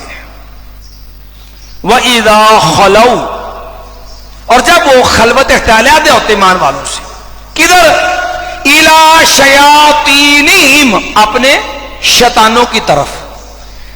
وہ جو ہے کافروں کے سردار جب ان کے پاس جاتے، کیونکہ شیطان انسانوں سے بھی ہوتے ہیں، شیطان جنوں سے بھی ہوتے ہیں، یہ بات قرآن مجید میں اللہ نے کہی، لکل جو ہے جیسے قرآن مجید کے اندر ہے نا، وَكَذَلِكَ جَعَلْنَا لِكُلِّ نَبِيٍّ عَدُوًّا شَيَاطِينَ الْإِنسِ وَالْجِنِّ يُوحِي بَعْضُهُمْ إِلَىٰ بَعْضٍ زُخْرُفَ الْقَوْلِ غُرُورًا، کہ ہر نبی کے لیے ہم نے دشمن رہے جو ہے وہ شیاطین، جن بھی، اور تو شیطان جنوں سے بھی ہوتے ہیں، انسانوں سے بھی ہوتے ہیں، جو ہے بدتمیز یا شریر آدمی جو ہوتا ہے اس کو بھی جو ہے وہ شیطان کہا جاتا ہے۔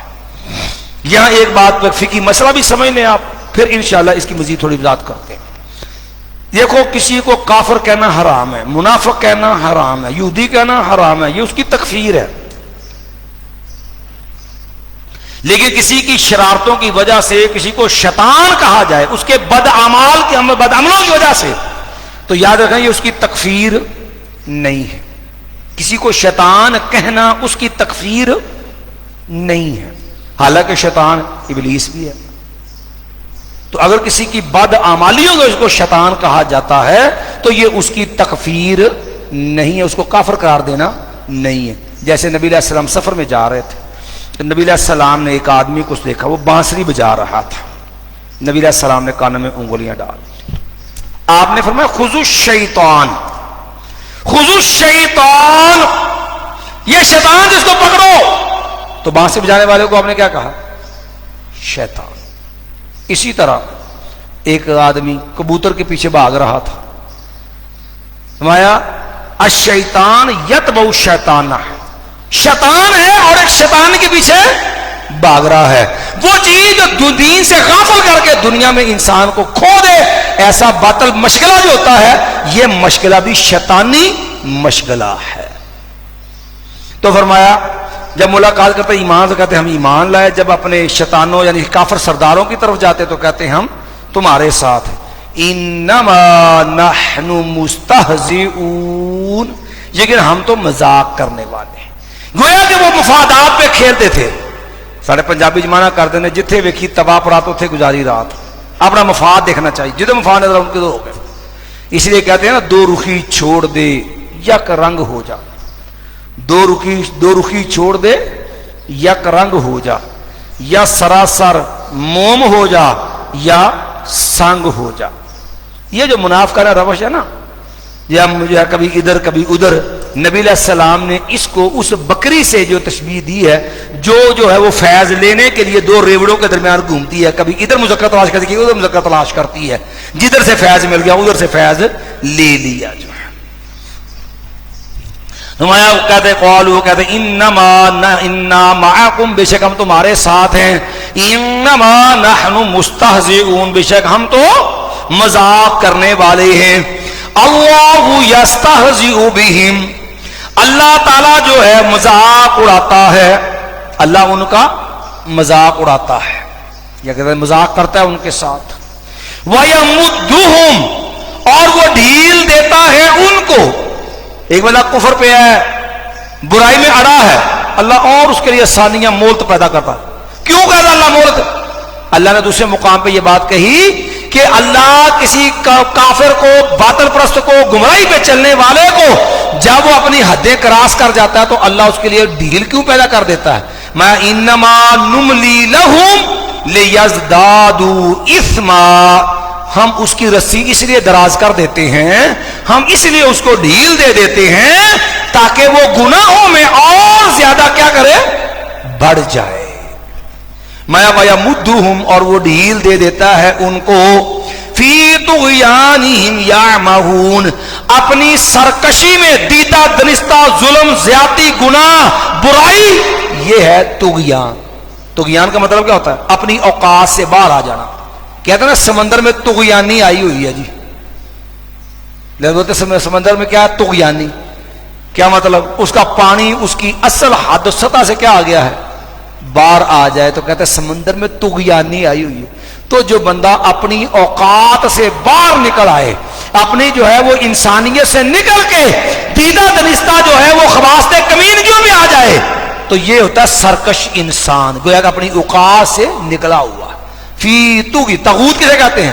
اور طاغوت بھی اسی کو کہتے ہیں, یہ طغیانی سے بنا طاغوت بھی. کہ طاغوت کیا ہوتا ہے؟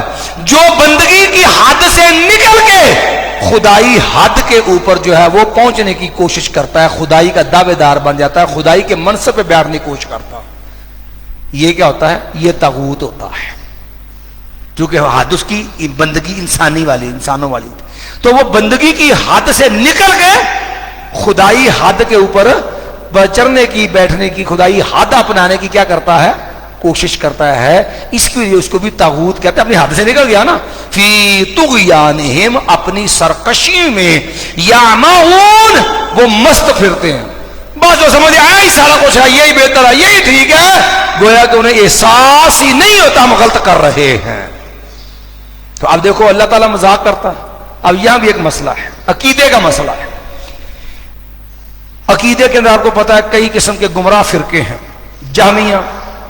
جامی جو ہیں یہ وہ پلید گروہ ہے عقیدے میں گمراہ جو اللہ کی صفات کے منکر ہیں, جن کے نزدیک اللہ بولتا, اللہ کلام نہیں کرتا, ٹھیک ہے جی, اللہ تعالیٰ کی آنکھیں, اللہ کے کان نہیں ہیں, اللہ تعالیٰ کا چہرہ نہیں ہے, اللہ کا ہاتھ نہیں ہے.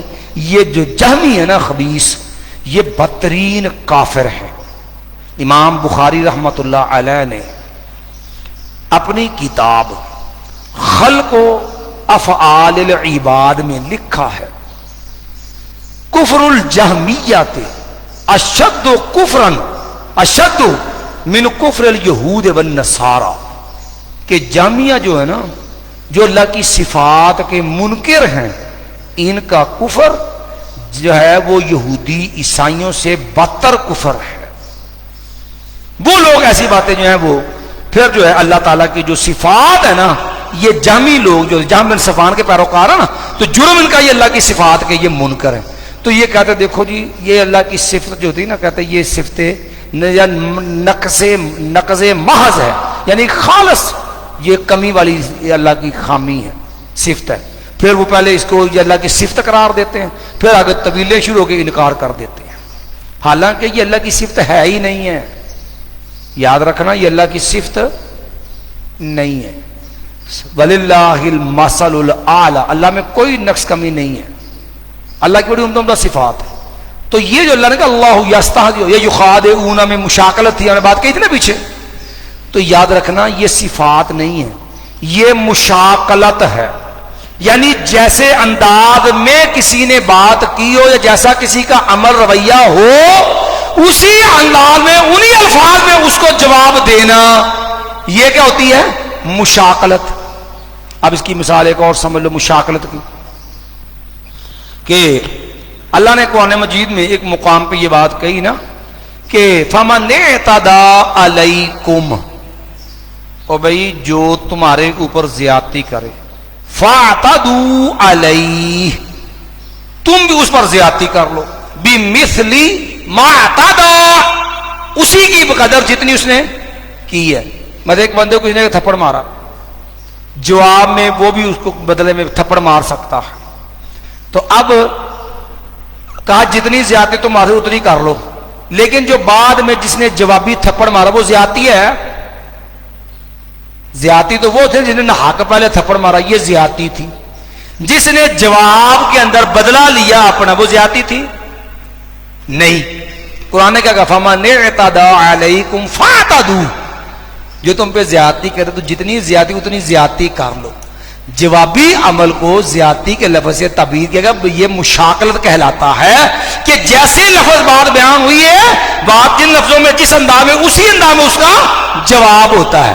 دوسری اس کی توجیہ ایک اور بھی اہل علم نے کی ہوتی ہے، جو ما تدعو والی بات ہم نے کی اس کی، کہ وہاں پر یہ ہوتی ہے کہ شریعت کو جواب بدلہ لینے کے بجائے معافی زیادہ پسند ہے، اس لیے جواب اگرچہ زیادتی نہیں ہے لیکن اس کو تعبیر کس سے کیا گیا؟ زیادتی سے۔ سبحان بحمدک، اشہد ان لا الہ الا انت، استغفرک و اتوب الیک۔